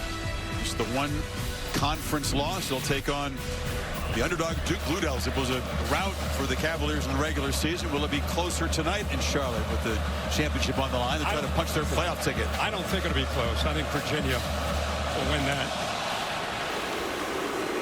through the air.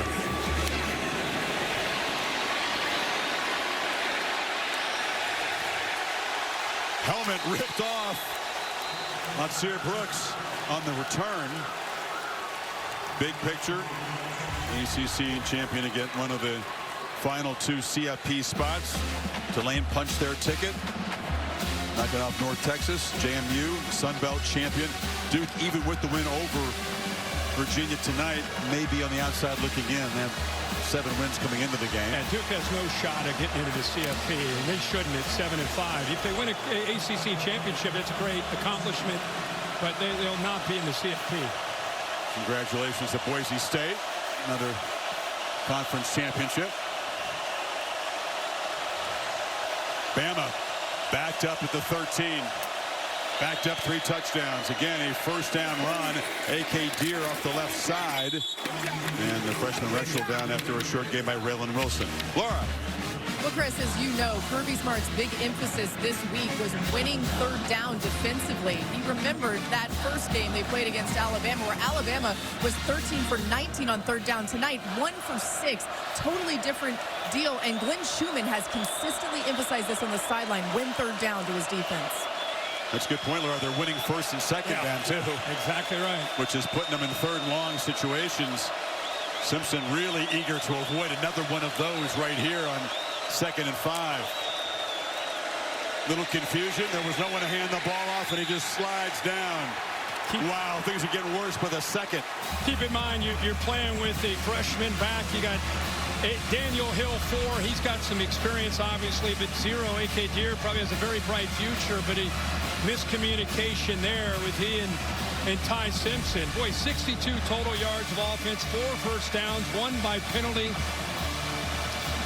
Better off throwing it away right there. He took a 5-yard loss, and here comes another one of those third and longs. And here comes the pressure. Comes a blitz.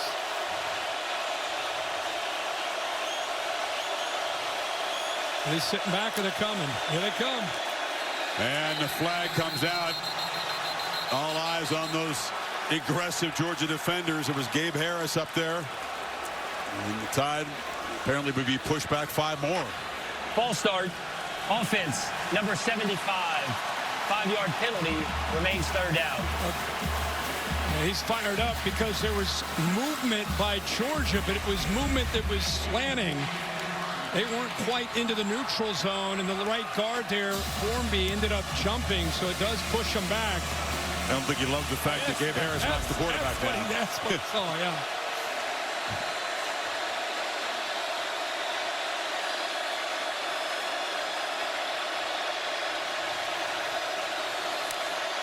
Simpson looking to launch from the end zone. Underneath.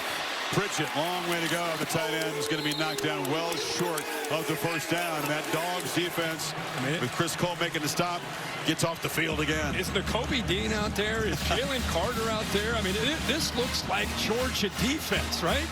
They're living up to the standard of the Kirby Smart era defense when it comes to winning the line of scrimmage, running to the football, playing with so much confidence. So often this year we ask ourselves, is this the Georgia defense when the Vols and the Rebels were moving up and down the field on them? Had to grow up. Had to grow up.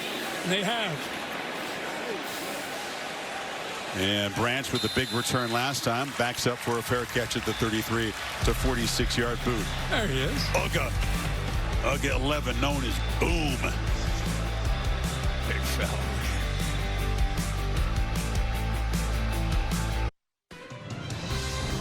The SEC Championship on ABC, presented by Dr. Pepper, is brought to you by T-Mobile. Experience SEC like an MVP. With T-Mobile, you get America's best network and exclusive on-the-ground experiences. Every play is better with T-Mobile. See those 4 Alabama victories over Georgia in the SEC Championship game. Some of those really high-scoring, typically competitive games. Kirby Smart knows the job's still far from done, but a very positive start to the second half. They add 7 points to the lead. Dolphins' defense is still barking loudly. Last time Bama had a first down, 8:40 remaining in the second quarter.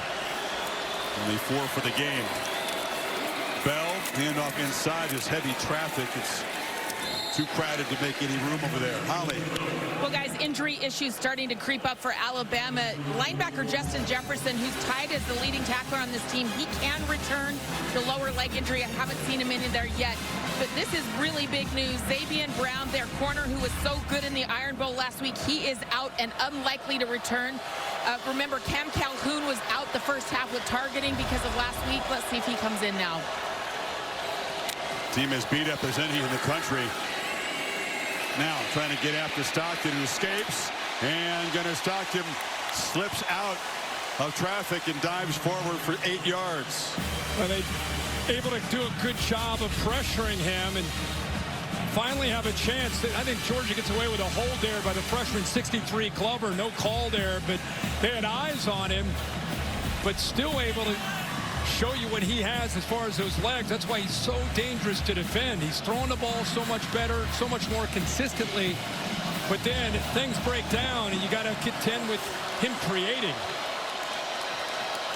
40 yards rushing for Stockton, who is the leading rusher for the Dogs. Now here looking to throw. And catch is made by Humphreys. A nice cushion over there. Easy pitch and catch in front of Bray Hubbard. Yeah, they went maximum protection. I mean, everybody had 2 tight ends in. You had the running back in, create a one-on-one, but they got a personal foul. Hands to the face. They're going to bring it back. But that was an easy matchup against Hubbard. They missed a hold a couple plays back, but this time they get hands to the face on 63, who actually held. That's Glover. This time they'd see that right hand getting up there on Tim Keenan.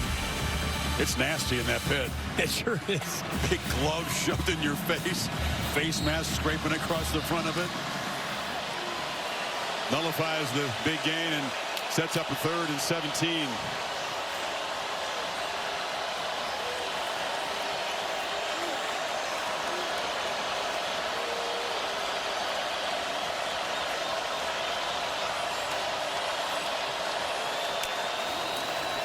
Tide rush only 3. Stockton across the middle. You knew he was going to have time. 8 dropped in coverage, though. The completion to Bell is short of the first down, of the Dogs will punt. What did Bama catch a break with that hands to the face? Because that's an easy first down. And not only is it a first down, new set of downs, but the clock, which is the enemy right now of Alabama, they would have continued. Kirk, this is an Alabama offense that, although they do create explosive plays really slow. Their average seconds per snap, 120th, I think, in the country. They average, 6.6 plays per drive, so methodical long drives are what they've been known for. Going to have to pick up the tempo to try to get back in this game down 3 scores. That punt will bounce into the end zone. 5:40 in the 3rd quarter. Georgia defense pitching a shutout in Atlanta so far.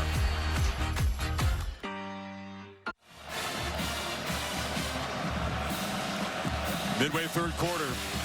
Dogs shutting down any attempts by Alabama to run the football. They've gained 24 rushing yards. You factor in the sacks. They have net 8 rushing yards. heavy pressure on Simpson most of the night. He's just 7 of 15 for 66 yards. 4 first downs total.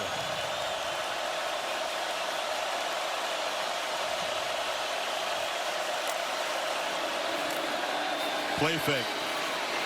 Long throw. Again, it's low. This throw is perhaps affected by the pass rush from McLeod. Didn't quite get to Hill. Scooped it up for a short gain. There's Jam Miller, the Texan, who was the top running back. Injured his ankle early in the eventual game-winning drive against Auburn. I don't know if it made a huge difference tonight. That's not to me. Georgia's just been that good? Yeah, I think it's more about the line of scrimmage. Hill hammers straight ahead.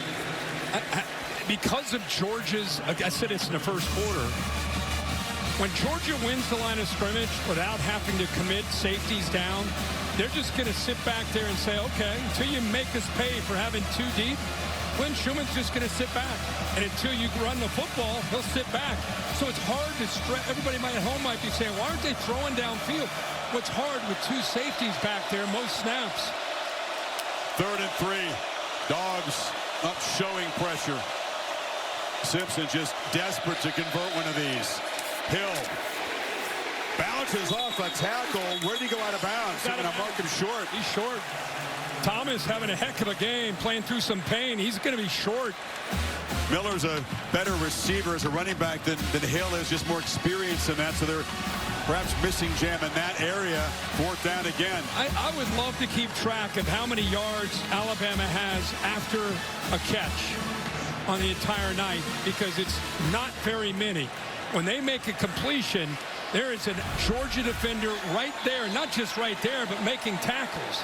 Got 54 yards on the entire night, yards after the catch.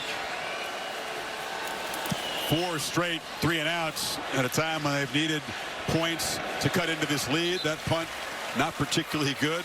37-yarder, bounces out of bounds.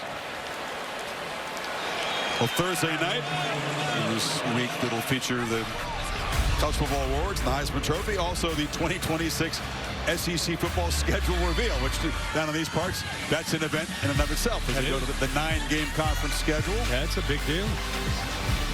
Out with 25, on to 26. Each team will have 3 sort of quote permanent opponents in the other 6 conference games on a rotational basis. These 2 will not, of course, meet regularly, as they haven't throughout most of their history. Frazier barrels forward, picks up about 9.5. Ray Hubbard got run over. This play kind of embodies this game. Line of scrimmage does their job. Watch Frazier. You get a block there by Lucky. Hubbard gets off of it. Bang! Takes that onto his back with good, tough running. Boy, Nate Frazier looks so good, becoming a workhorse in this offense.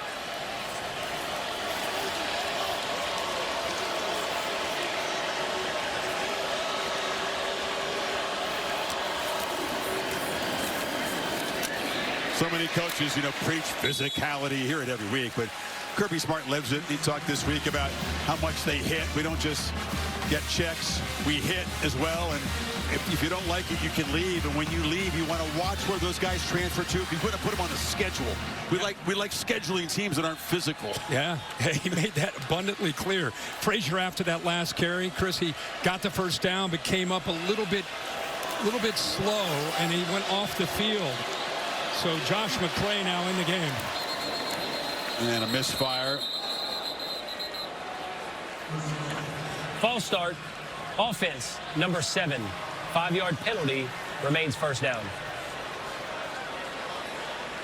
Creative run game. We've seen Dylan Bell get involved a couple of times rushing the football. Stockton's carried it 8 times.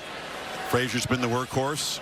Chauncey Bowens, who's just coming back from injury, hasn't contributed much, but there's the depth of what Mike Bobo has to work with. And anytime you talk about a conference championship game, especially the SEC, you always think about who's going to run the football better. It's been pretty one-sided. Bell, again, out of that H-back roll, picks up 5 more. You know how many snaps right now Alabama's offense has across midfield as we hit the 2-minute mark in the third quarter? 3. 3 snaps. Furthest they have gotten into Georgia territory is the 45. They only have 30 total plays. Remember, they ran 77 plays in the first meeting. They ran 24 more plays than the Dogs did and dominated time of possession. Georgia turning the tables on them here this afternoon. McCray hit in the backfield and wrestled down for a 3-yard loss by Justin Hill. Justin Hill out of Cincinnati, went to Winton Woods High School, very good program, and he's playing early in his career. He's been forced into duty with Jefferson not quite healthy, but he's been playing more and more these last few games and holding his own. LT Overton's absence tonight, perhaps being felt by this Alabama front. He's a veteran, plays that bandit position. 3rd and 13. Jones checked down, has some space, but again, he's just not going to get there. They're playing off him.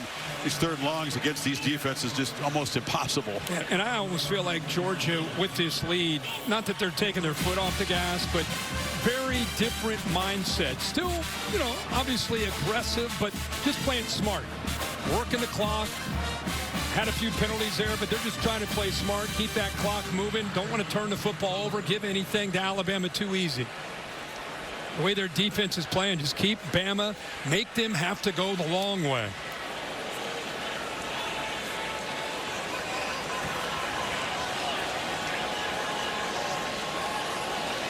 Working the play clock all the way down before Thorson boots it high with backspin. Adams makes the fair catch at the 8-yard line with 10 seconds to play here in the 3rd quarter. The Allstate bus is here. Sam keeping us comfortable this afternoon. What's the Allstate good hands play? Let's look at Texas Tech. They finished off a remarkable year. What an interception. Really a turning point in the game. It was still somewhat close. That was a big one. Entire defense. Roberts with that interception. Texas Tech dominating BYU for a 2nd time. Beat him at home, and this time in Arlington. Joey McGuire and the Red Raiders, congratulations. Going to get a top 4 seed, I would think, and a bye. What a year. No doubt. Interesting to see how they do in the playoff. Can't wait to see them match up against the Big Ten or SEC team. That's what they've wanted. Wide open. Check it down to Caleb Edwards, the tight end. Very rarely has an Alabama receiver caught a pass with open space around him. But on the final play of the 3rd quarter, the Tide pick up 21, trying to get this drive going. Alabama hasn't been shut out in a quarter century. It's the Dogs 21-0. Back after this message, and we're your local ABC stations. You're watching the SEC Championship on ABC.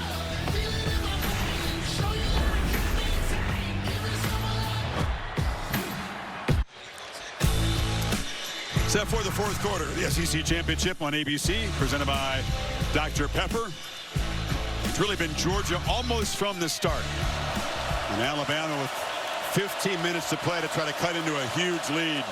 Needing electric plays right now. Hill across the middle, another short throw. Makes a couple of yards after the catch, picks up 9 before Cole got him down. Well, now you got to go fast. You got to really crank up this tempo. Not something they typically do, of course.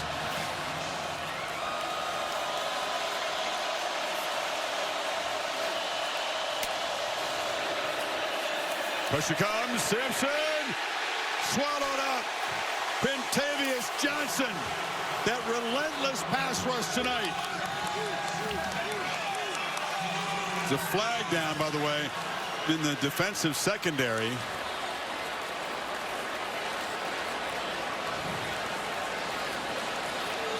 He'll be smart way out on the field. I have the words with Danilo Jones, one of his corners. After the play, personal foul, unnecessary roughness, defense, number 15. 15-yard penalty will be added to the dead ball spot. First down, Alabama. Very costly. That's on Jones. Chris, I just want to show you the importance. You see it all the time. Quarterback's pointing out to Mike and which way you turn the protection. The offensive line turns this way. And watch what happens with a blitz in the end. You got a 2-on-1 situation. Line turns one way, Back tries to come over and help. Doesn't really step up to help out on that blitz by Chris Cole, but he turned the offensive line the wrong way, and the pressure came the other side. So the sack counts. It would have been 3rd and a mile. That dead ball foul gives Alabama a first down to the 45. Simpson ball batted in the air and caught. Edwards on the carom as the ball just kind of fluttered into his hands. Bama needs every break they can get. It was tipped by Everett. Man, that's about the first break they've gotten tonight. Blitz off to right there from the corner. Everett, ball goes in the air. The way this night's been going, you'd think that C.J. Allen or Raylan Wilson would have picked that off, but they catch a break with a freshman Edwards with a heads-up play. Another short throw over the middle and pick up about 4 to Hill. Yeah, Georgia's keeping everybody back. Go back to that penalty with DeMello Jones. This is after the whistle. Obviously, that's what made Kirby. You saw Kirby over on the sidelines jumping up and down. That was what he was frustrated with. Not just the penalty, but one of his players with a 21-point lead doing a thing he just can't do. It's a mental error. Horton jawing, but they're always going to get the retaliation. Oh, dropped by Hill in the flat. You're definitely seeing the absence of Jam Miller come into play here. He's just an accomplished receiver out of the backfield, a trusted target for Simpson. Hill, that's not his natural role. No, not at all. And, you know, some of the other backs that are younger, but the tough part with them is when it comes to the protection. It's a classic case of Hill just hearing footsteps, looking upfield before he's able to catch it. It's 4-down territory for Alabama. Needs 6 on 3rd.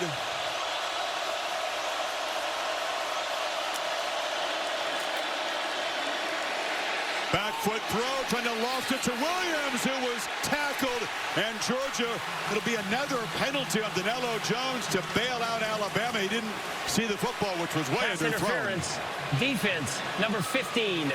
15-yard penalty from the previous spot. First down. And pressuring Ty Simpson. Every single time he throws the ball, this time it's C.J. Allen in his face. That's why there's nothing on the ball. And how often do you see it? The corner that gets out of phase, ball's underthrown. Williams trying to work back, gets hands on him, doesn't turn to look for the football.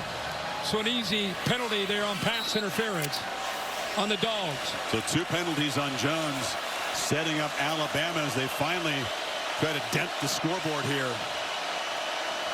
Quiet night for this guy, Bernard.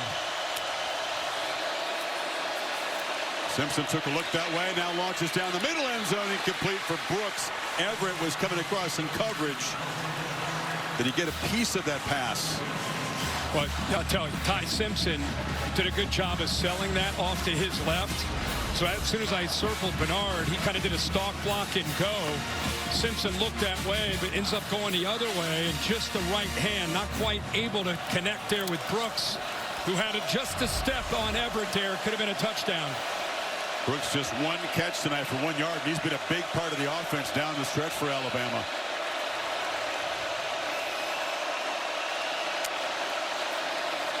Pressure again. Lofted toward the end zone. Williams could not come up with it. Defended by Ellis Robinson. Now they keep bringing blitzes, and until you make them pay for it, they're not going to get out of it. One-on-one, can you beat them? Ball's there. Ryan Williams just drops it. Right there, right through his hands. I don't feel like he's ever been a natural ball catcher. Like he just doesn't seem to have those natural hands. Earlier this year, the ball would be going through his hands into his chest. That time it was right where it needed to be, and it just went through the hands, and they missed another opportunity. Would have been a good catch for the play they needed to make. He's had 8 drops in this season. That's a lot. 3rd and 5. Underneath, it's Bernard, who never drops the ball. Working free. Jeremy Bernard still running. He will score. Touchdown, Alabama on the board, finally. Well, you were calling for Ryan Williams last week. I've been calling for Jeremy Bernard tonight just because he can do that. He could be arguably their best football player on the Alabama roster. You got to just find different ways. This time they use motion, try to get him into the screen, the middle screen. That play right there on K.J. Bolton, a stiff arm. And then Dalen Everett, another stiff arm. 91-yard drive, Kirk. And they did play with some urgency in tempo, only took 2:37. Now those two major penalties on Jones played a huge part, but suddenly it's back to a 2-score game. Bernard finally announces himself as an impact player in this game. 21-7 Dogs, 12:33 to go in Atlanta.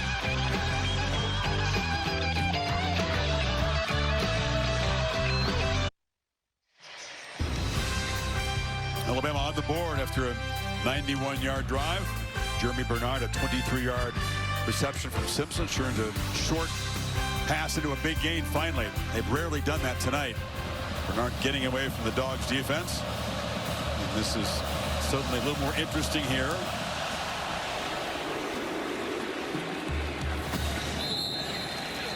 Players Spotlight brought to you by Tecovas. The center was the focal point with Drew Bobo out tonight. How's Malachi Tolliver done? You know what? He's done pretty well. You lose continuity when you lose a veteran center. It was a big question early. That was early in the game where they were able to work around him. But I tell you, he's kind of settled in, done really well in the run. Pass pro, haven't really necessarily called him out at all tonight.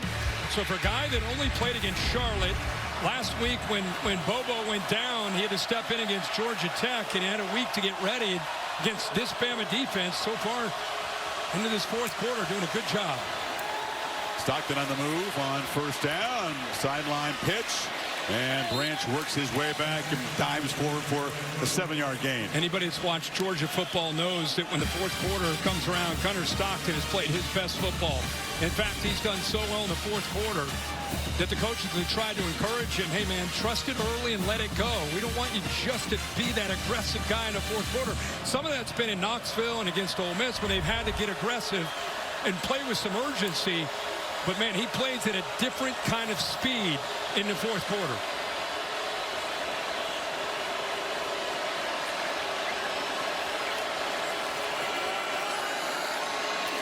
Pump fake off the edge, and it's complete to Delp for a first down.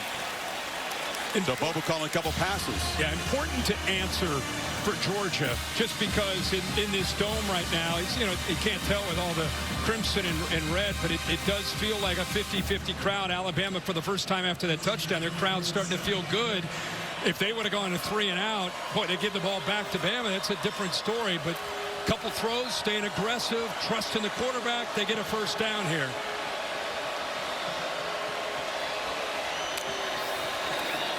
It's Bell coming across. Stockton faked it to him, and he'll be hit by Keenan for a loss.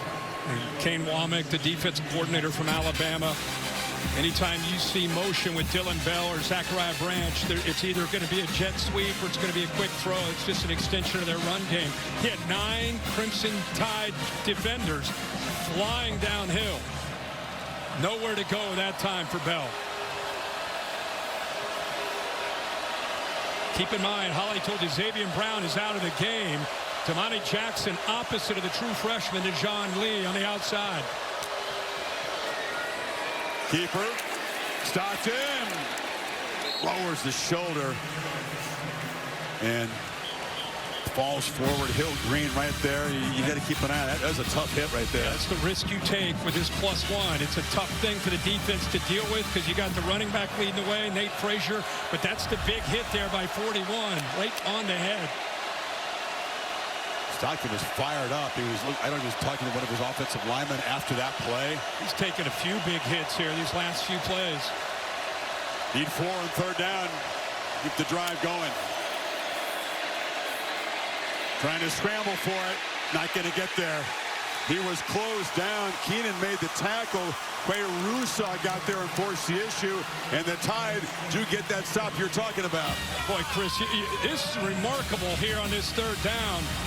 And he's not necessarily known for his ability to rush the quarterback, but look where he's lined up on the right side.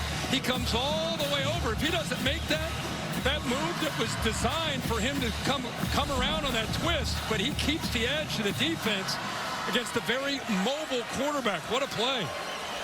So Georgia got 1 first down, used 3 minutes of clock, but will now give it back to Ty Simpson with 9:18 to play. Thorson is just an animal punting the ball. Deep boot, and it's muffed initially by Adams. A scrum for it.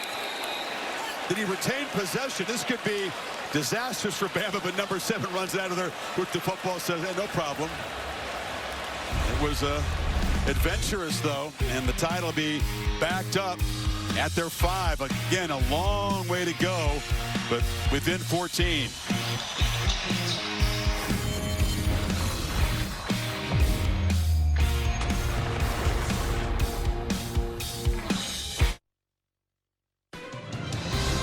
The SEC Championship on ABC is presented by Ice Cold Dr. Pepper.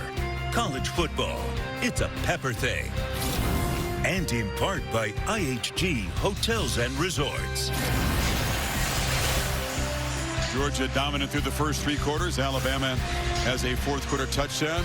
Inspired, emotional Georgia defense. Tide went 91 yards on him last time. And C.J. Allen, the enforcer, the leader, reminds me so much of Nakobe Dean, what he meant to this defense. Same kind of personality, number 3 in the middle.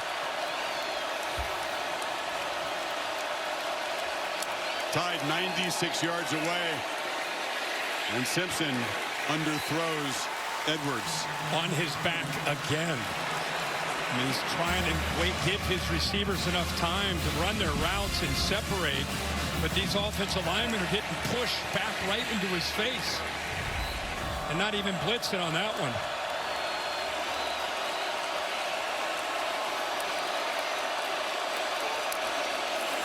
Pressure comes again. Ball out. Catch made. And it's Bernard. Tried to create some magic there after the catch. Knocked down a couple of yards short of the marker by K.J. Bolden. Third and short. Starting to find ways to get Bernard the football. Remember, he had that big touchdown. Had a couple broken tackles. Big 3rd down here for both teams. Under 9 minutes. Been a story from the start. Alabama just 2 for 10. Most of them a lot longer than this 3rd and 2. See if they bring those backers. They've been very effective by bringing linebackers. Hill moves back in to perhaps block the blitz. Simpson flips it out, drops. Caleb Edwards, the tight end, big shoes to fill. Josh Cuevas just can't go, and he's an example of one of the young guys that has to step up and play a bigger role in the drop there on his 4th down. Offense on the field. Yeah, offense on the field. You need 2 scores. He's just kind of leaking there, but there's your guy, C.J. Allen, right at home. They didn't blitz him. Let him sit there and read the eyes of the quarterback. Maybe the ball game for Alabama. Keep hope alive. Got to have 2 here. Long throw, no chance. Bernard was intended receiver. Pressure came again, but that was way off target, and the Dogs will take over in the red zone. And a long, low percentage throw on 4th down and short. I mean, you're trying to get it to 5. He was stacked. But like I said, that is a tough throw to make to the wide side of the field against the best corner from Georgia. Don't know if that's where DeBoer wanted the football to go from that reaction. It's been a little fuzzy for Ty Simpson tonight. It was so clear, so efficient 10 weeks ago. It's been a massive struggle against this Georgia defense, and now the Dogs, they just hammer the nail in here. They go from the 12. Knockout punch opportunity. Their home crowd senses it, feels it. They want a quick touchdown. Or a slow touchdown. No, let's take a touchdown. That's a good point. Even better. Sudden change. It's Stockton who faked it to Frazier, then kept it for a couple. I think he kind of aborted that. Just came off it, just to be clear, with Alabama getting some penetration. James Smith got in there pretty quickly. Don't risk the exchange. Yeah. Just you end up, it's an either or on a zone read.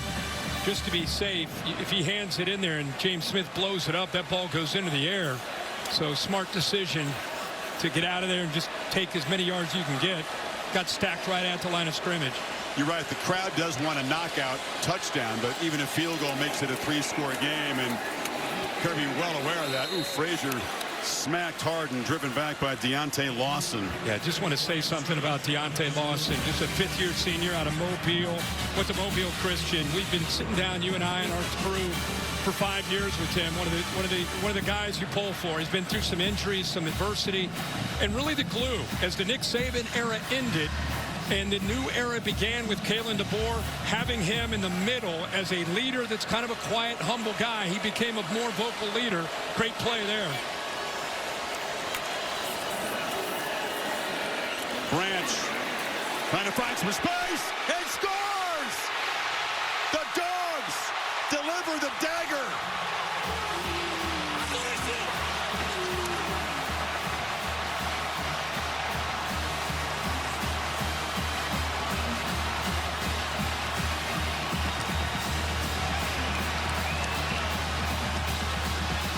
Hey, Kane Womack, first thing he said is we've got to leverage the football, especially when Zachariah Branch has it. We can't give him space. Pretty good effort here by the block by 7, Lucky, but watch his instincts right there. Foot in the ground, stop and start, and then the acceleration. As good as anybody, if not the best in the country, but just the natural instincts as a ball carrier after he makes the catch. So dangerous.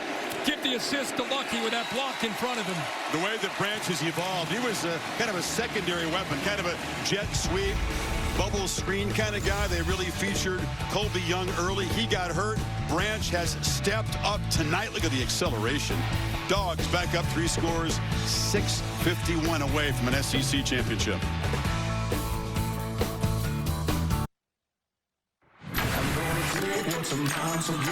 You get one shot, one opportunity. Give me some of that power.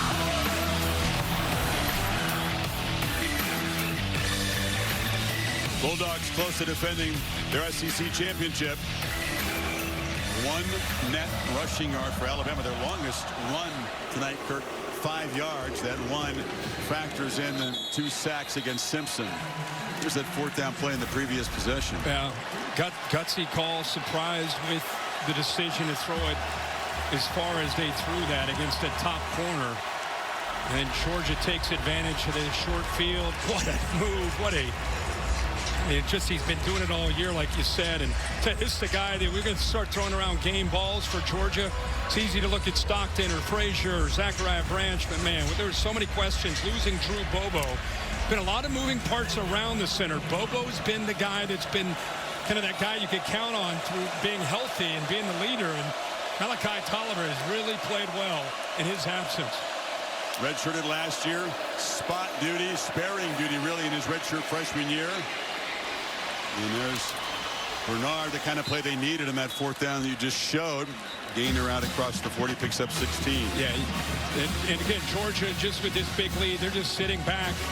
See if they start bringing those backers that have been effective, walking them up.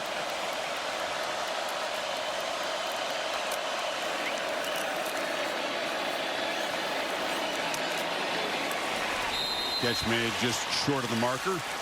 And Jones drives Bernard back. They're just rushing forward, dropping 7 into coverage.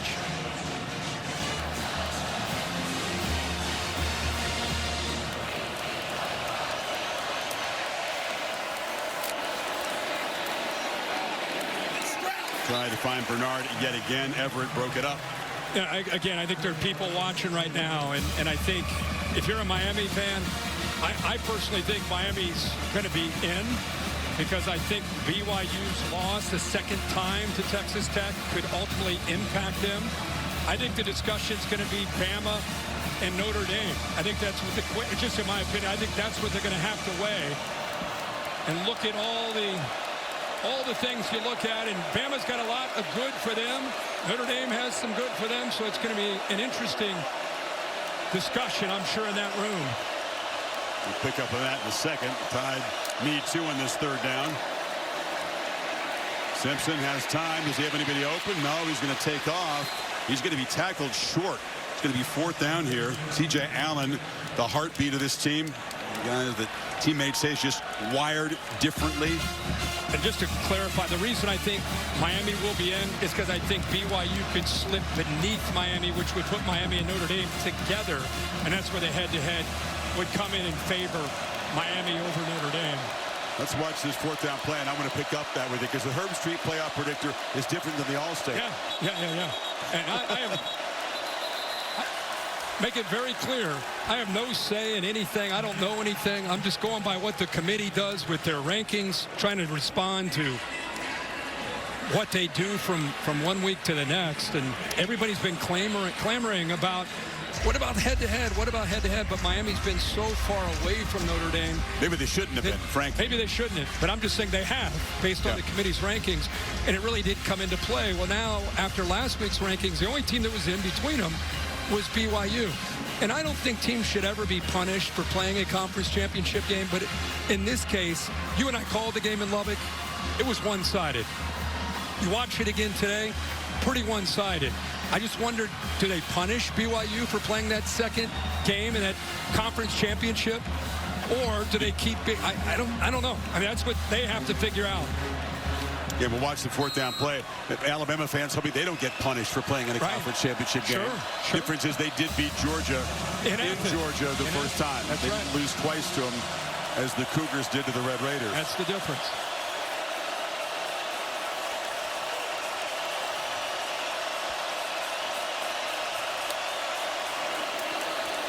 Simpson, and they work hard to find Edwards, who releases late and converts the first down to the 41.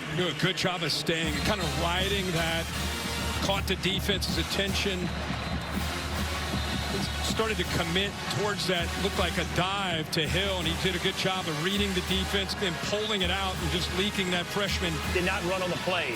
Please set the game clock to 5 minutes and 15 seconds. And please set the play clock to 40 seconds. Both the game clock and the play clock will start on my signal. He did a good job of riding that to safeties. Linebackers came down. He's able to slip it out to Edwards for that first down.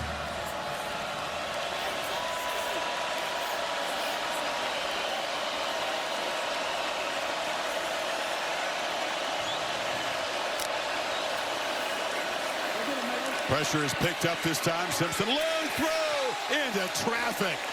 Dangerous pass attempt. K.J. Bolden was patrolling the area. Kirby knew they were that close to a pick. And Ellis Robinson won. Watch him. He's reading the quarterback. He doesn't even go with the receiver. He's got a safety over top. And I think with very close by Bolden making a play on the ball, but Ellis Robinson's right there too. So you have two different defenders right there. And Kirby knows they missed one there. Good job of disguising that coverage. Bolden may have broken up an interception from his teammate. Robinson was waiting for the football.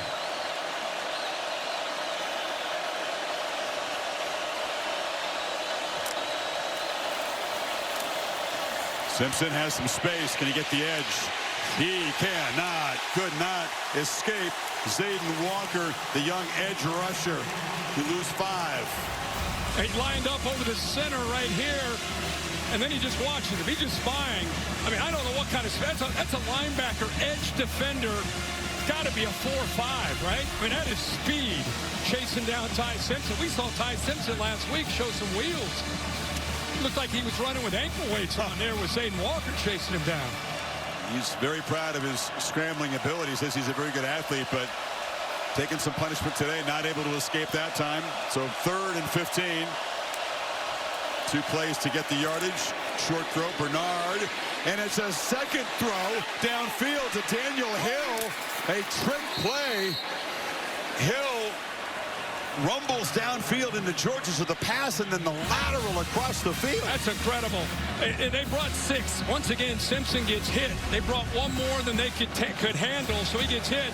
What a job by Bernard, who was a Wildcat quarterback in high school, and did a good job there, not just throwing it, but leading him. Made sure it was a backwards pass. Now end zone for Bernard over his head. They've been all over number 5 tonight. Ellis Robinson in coverage that time.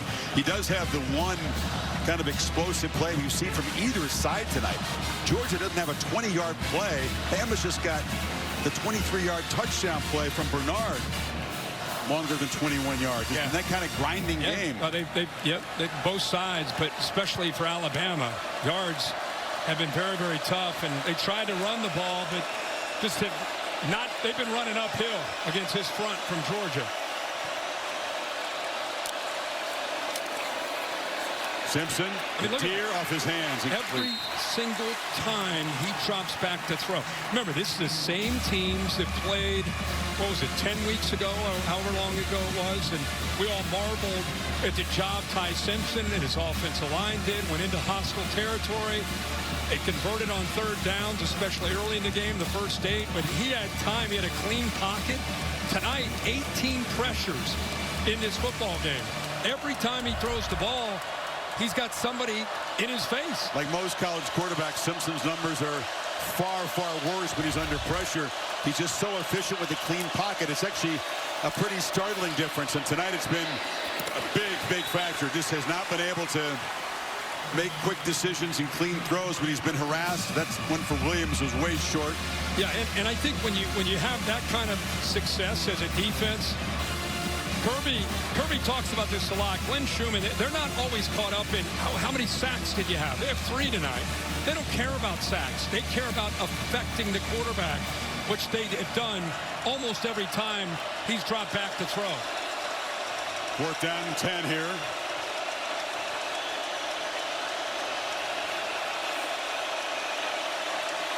Dogs looking for one more big defensive play to punctuate this performance. Pressure comes. Simpson stays alive, has to make something happen on 4th down. Spins away, heaves to the end zone. Oh, bounced right off the chest of Bernard. Somehow that ball found its way to number 5, but he couldn't come up with it. Yeah, that ball, it was just a desperation throw. And somehow K.J. Bolden, it went up and over him. Dalen Everett had his back turned to the quarterback, so the ball he tipped it just his second time. He's just got a fingertip on the ball. What a view right there. Otherwise, that's a touchdown. Just by getting that fingertip on the ball, change the trajectory in a millisecond. And their best receiver, Bernard, unable to hold on. And the Dogs 3-20 and counting away from another SEC championship, securing top 4 seed in the 12-team bracket, earning that first-round bye, which means we would not see the Dogs again until around New Year's Day when the quarterfinals would unfold. They'll need every day of rest. And Alabama, which was told by the computers and most of the pundits that they were a virtual lock no matter what happened today, has not secured the automatic bid, and will have to put it in the hands of the committee and hope that this performance doesn't detract from what was a pretty exceptional regular season with plenty of wins over ranked teams. There remains some intrigue tomorrow for sure, though. Oh, yeah. Stockton still has the ball and is weaving around and would just duck down and take a loss. Remember last year, all 4 teams that had the bye lost? Yep. 0 for 4. Also remember last year when Alabama took a kind of subpar Oklahoma team and lost on the road. That's eventually what kept them out of the playoff. They lost to a much, much better Oklahoma team again this year at home. And if Alabama does have trouble getting in the bracket and the committee goes elsewhere, it'll be the Sooners again that will have kept them out with that loss. That's true. What's the drama here, Chris? What do you think? Well, what happens 9 to BYU? through 12 is the drama. What happens to BYU after a second loss to Texas Tech? Are Miami and Notre Dame going to be side by side, which would favor Miami with head-to-head? And what are they going to do with Alabama? Is Alabama going to be okay? And if not, how far will they drop after have to play a bonus game against a team that they already beat in their building, in their stadium? Well, historically, every time a team has lost a championship game, they do drop. Sometimes just one, sometimes more. So you can expect some kind of a drop. Certainly talked about BYU. That was a different circumstance than this game, but you could expect Alabama to drop and get a little tenuous. Yeah. Noon Eastern time tomorrow on ESPN is that reveal. Here's Bowens. Chauncey Bowens spins out across the 30. And it feels like the top 4 seeds will be Texas Tech and Georgia, and if Ohio State, Indiana, depending on how that game goes, whoever wins will be the 1 seed. Whoever loses, if it's a competitive game, will probably be still up in the top 4, I would think. Look, we do make our living week to week in the SEC, but there's things to talk about when this conference, they attend to Bowen. Look, I mean, there's great teams in the Big Ten. The two best teams, 1 versus 2, and I can't wait to watch it.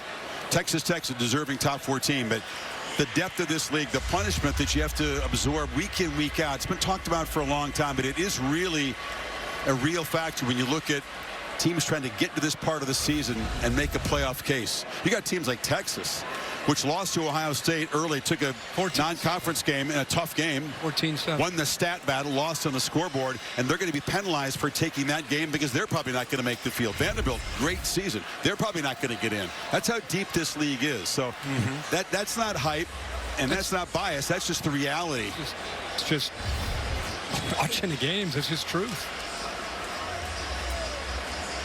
Big Ten has 3 really exceptional teams at the top.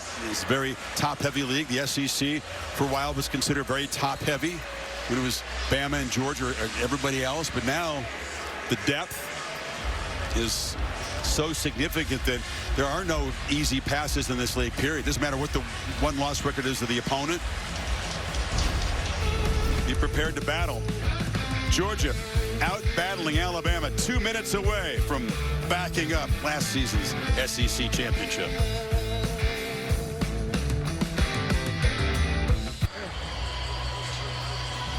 Two minutes from trophy time here.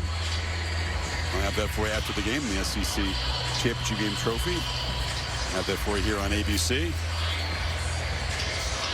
Tough one for Ty Simpson. His younger brother, by the way, Graham Simpson, won a 3A state championship in Tennessee, throwing for 566 yards and 7 touchdowns. Wow. Ty said, could you just save some of those yards and touchdowns for me?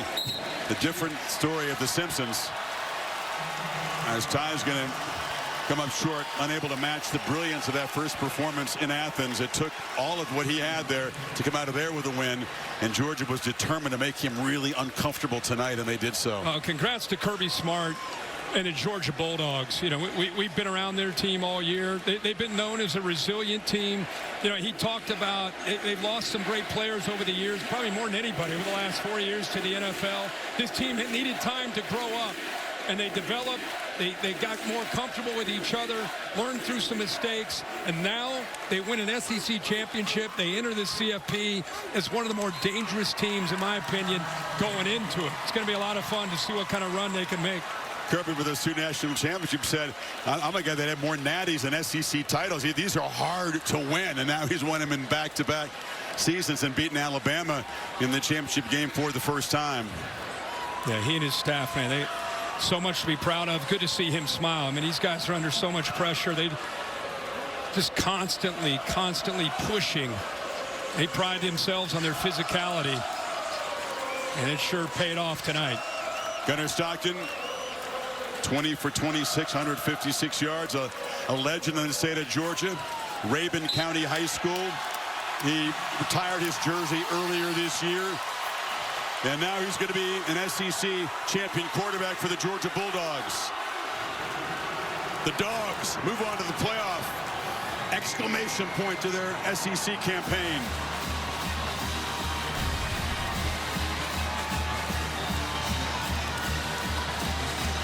And let's hear from Kirby with Holly. Well, Coach, how sweet is redemption when it comes with an SEC championship trophy? Well, it's not about redemption. They got a great program, great head coach. It's about our team tonight. These guys have been told and doubted, and since that last game, they can't beat this team. Our team was really physical tonight, played an excellent game, really proud of them, and proud for these Georgia fans, man.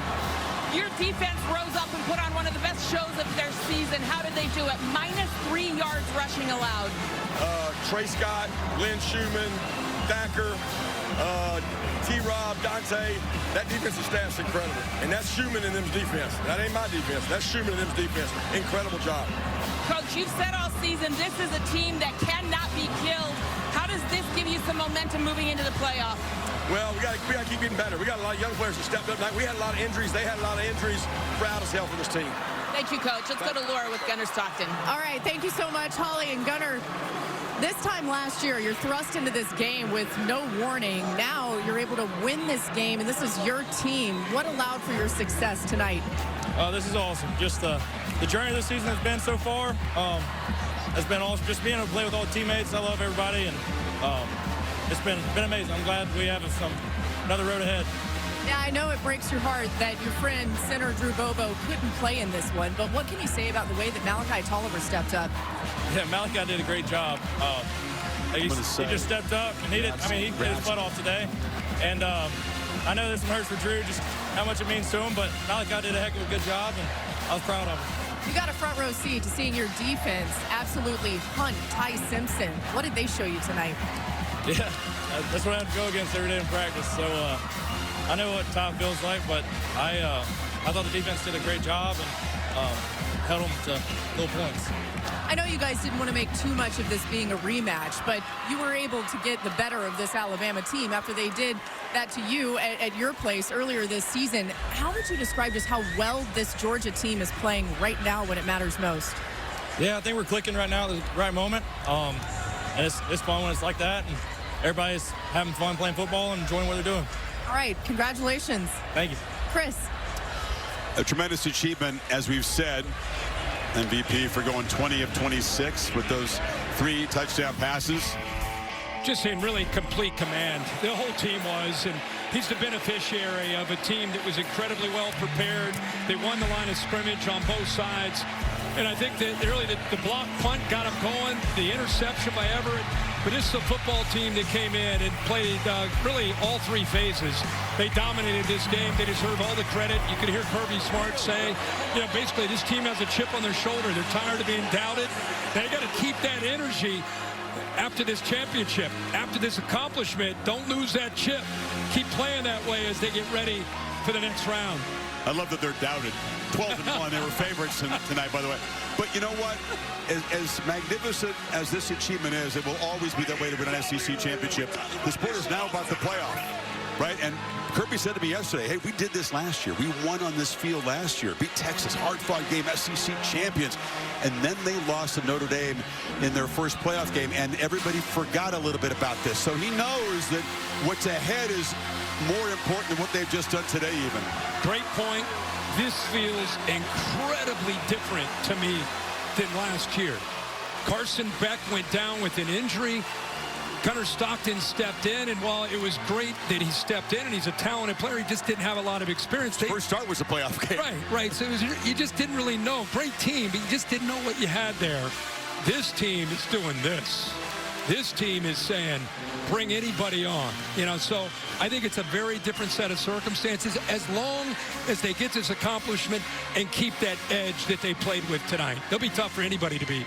Well, I don't think they're going to lose in the first round. I'm just saying that there's so much hinges on that. As great as this is, you're still, when you're the level of Georgia, you're judged by what you do, quarters, semis, championship game, etc. And if they get to bye, it gives them some opportunities to get healthy. This is a banged-up football team. A lot of guys had to play through some injuries tonight. Gives them a chance to recover and really get their mind and I think their bodies right to make a run in the postseason. And for Alabama, which faced this Georgia defense, we'll talk about their situation in a second. Really early on, the Dogs were swarming, hitting hard, pressuring Simpson. Yeah, it was a tremendous effort. I think that Glenn Schumann, I'm glad Kirby Smart said that. This is Glenn Schumann's defense. Everything they did, they just seemed to be one step ahead of what Ryan Grubb and this offense is trying to do. They won the line of scrimmage. They were bringing a variety of different blitzes. I mean, Ty Simpson, his head was on a swivel. This defense is led by C.J. Allen, number 3. And he made a lot of plays, but they were very, very well prepared, especially considering they lost to this same team. This time it would be a different story. There's Glenn Schumann right there with his kid. It looks like these blitzers are all over him like they were over Simpson. Exactly. I tell you, they will need that time off at 3 weeks, I guess, till they're back on the field. Even if you do get a first-round bye, you got a couple weeks before recovering. And that does get me to Alabama because that's also part of this equation. One of the 4-way ties for the regular season title in the SEC.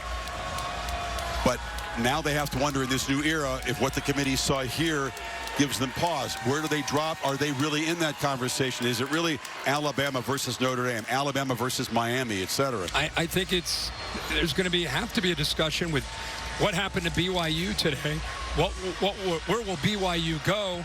And then it's Alabama, Notre Dame, and Miami. And I think Miami will end up having the edge. So now you're down to Alabama and Notre Dame. That's how I look at it. And it just depends on what the subjective analysis will be with the committee based on watching this game. We're set to have the trophy presentation. Now let's get back down to Laura. All right, thank you, Chris. And fans, welcome to the 2025 SEC Football Championship Trophy presentation.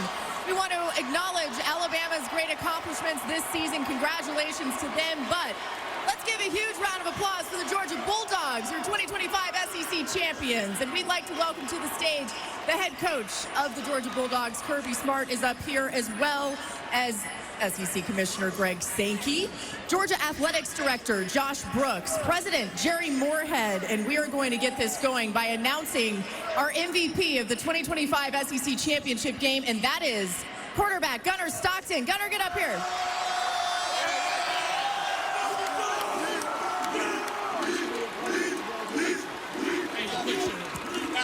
Now listen, Gunnar, I know you don't like to take a ton of credit and you love to give the credit to your teammates, but when we were just about to do the interview down there, a couple of your teammates were coming by and they said, he's the one. What can you say about this group and the way they've supported you? No, they're awesome. They make it fun to go practice and just be around them every day. MVP of the SEC Championship game. How does that sound from a guy from Tiger, Georgia, all the way to this? Sounds like a dream come true. All right, let's get Kirby Smart over here. Congratulations to Gunnar. And Kirby, this is something that you felt like this team could accomplish, but you knew that there was some growing up that had to happen. How would you describe the way that they have responded throughout this season? They've responded in the face of so much adversity, so much criticism, and they just kept getting beat better and better. A couple of them just told me they want to go back and practice tonight. They said they want to get out there tonight and get a bloody Tuesday when we get back home. That's the kind of mentality this team has. They want to practice some more. They want to practice some more. They love contact, and we love them. What can you say about this Georgia fan base that packed this place, a place that you're all too familiar with, the way that they have continued to show up and be a heartbeat on the outside of this team? Yeah, they were all here last week. I want to thank the band, especially. The band has been incredible and loud and rocking. We love our band. And you know what? These fans have been through a lot of heartache and agony in these games, but not tonight, baby, not tonight. One more question. Are you guys going to practice tonight? I don't know. She wants to know if we're going to practice tonight. We got malpractice tonight. Okay, they said no. All right, congratulations to Kirby Smart, Gunnar Stockton, this Georgia Bulldogs team. And now it is time for SEC Commissioner Greg Sankey to present the 2025 SEC Championship Trophy.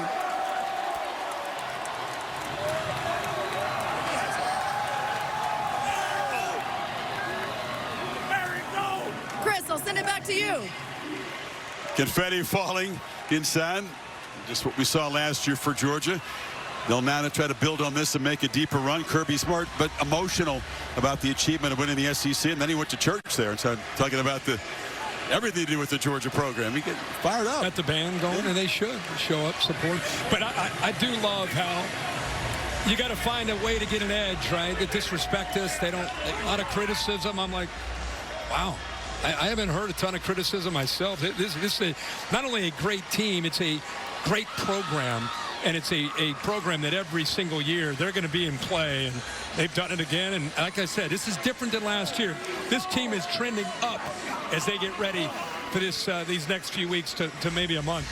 The only blemish was that home field loss to Alabama 10 weeks ago. Hard to kill has been the motto all season long for this Brazilian team, and they're going to be hard to kill in the postseason.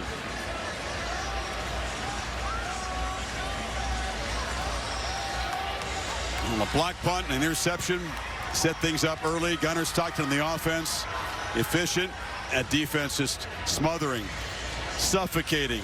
And the Dogs win it 28-7 to take the SEC championship. Noon Eastern time tomorrow over on ESPN. That 12-team bracket revealed. We know you're going to be there for that. Bill Bunnell produced the game. Jimmy Platt directed it. Thanks to our entire crew. Mark Demento, Bill Black. Darren Brown up here. Allie Moss, our entire crew here in Atlanta. So long. For Kirk, Holly, Laura, Bill, Chris saying, we'll see you next time. Let's go to the studio. Dominating performance by Georgia Chris. Darian Mensah leading the ACC in passing yards and passing touchdowns. Duke with a chance to create some chaos. ACC championship game against Virginia, less than 40 minutes away. Prime time on ABC. We'll be right back after these messages. Thank you for watching this presentation of the Southeastern Conference on ABC.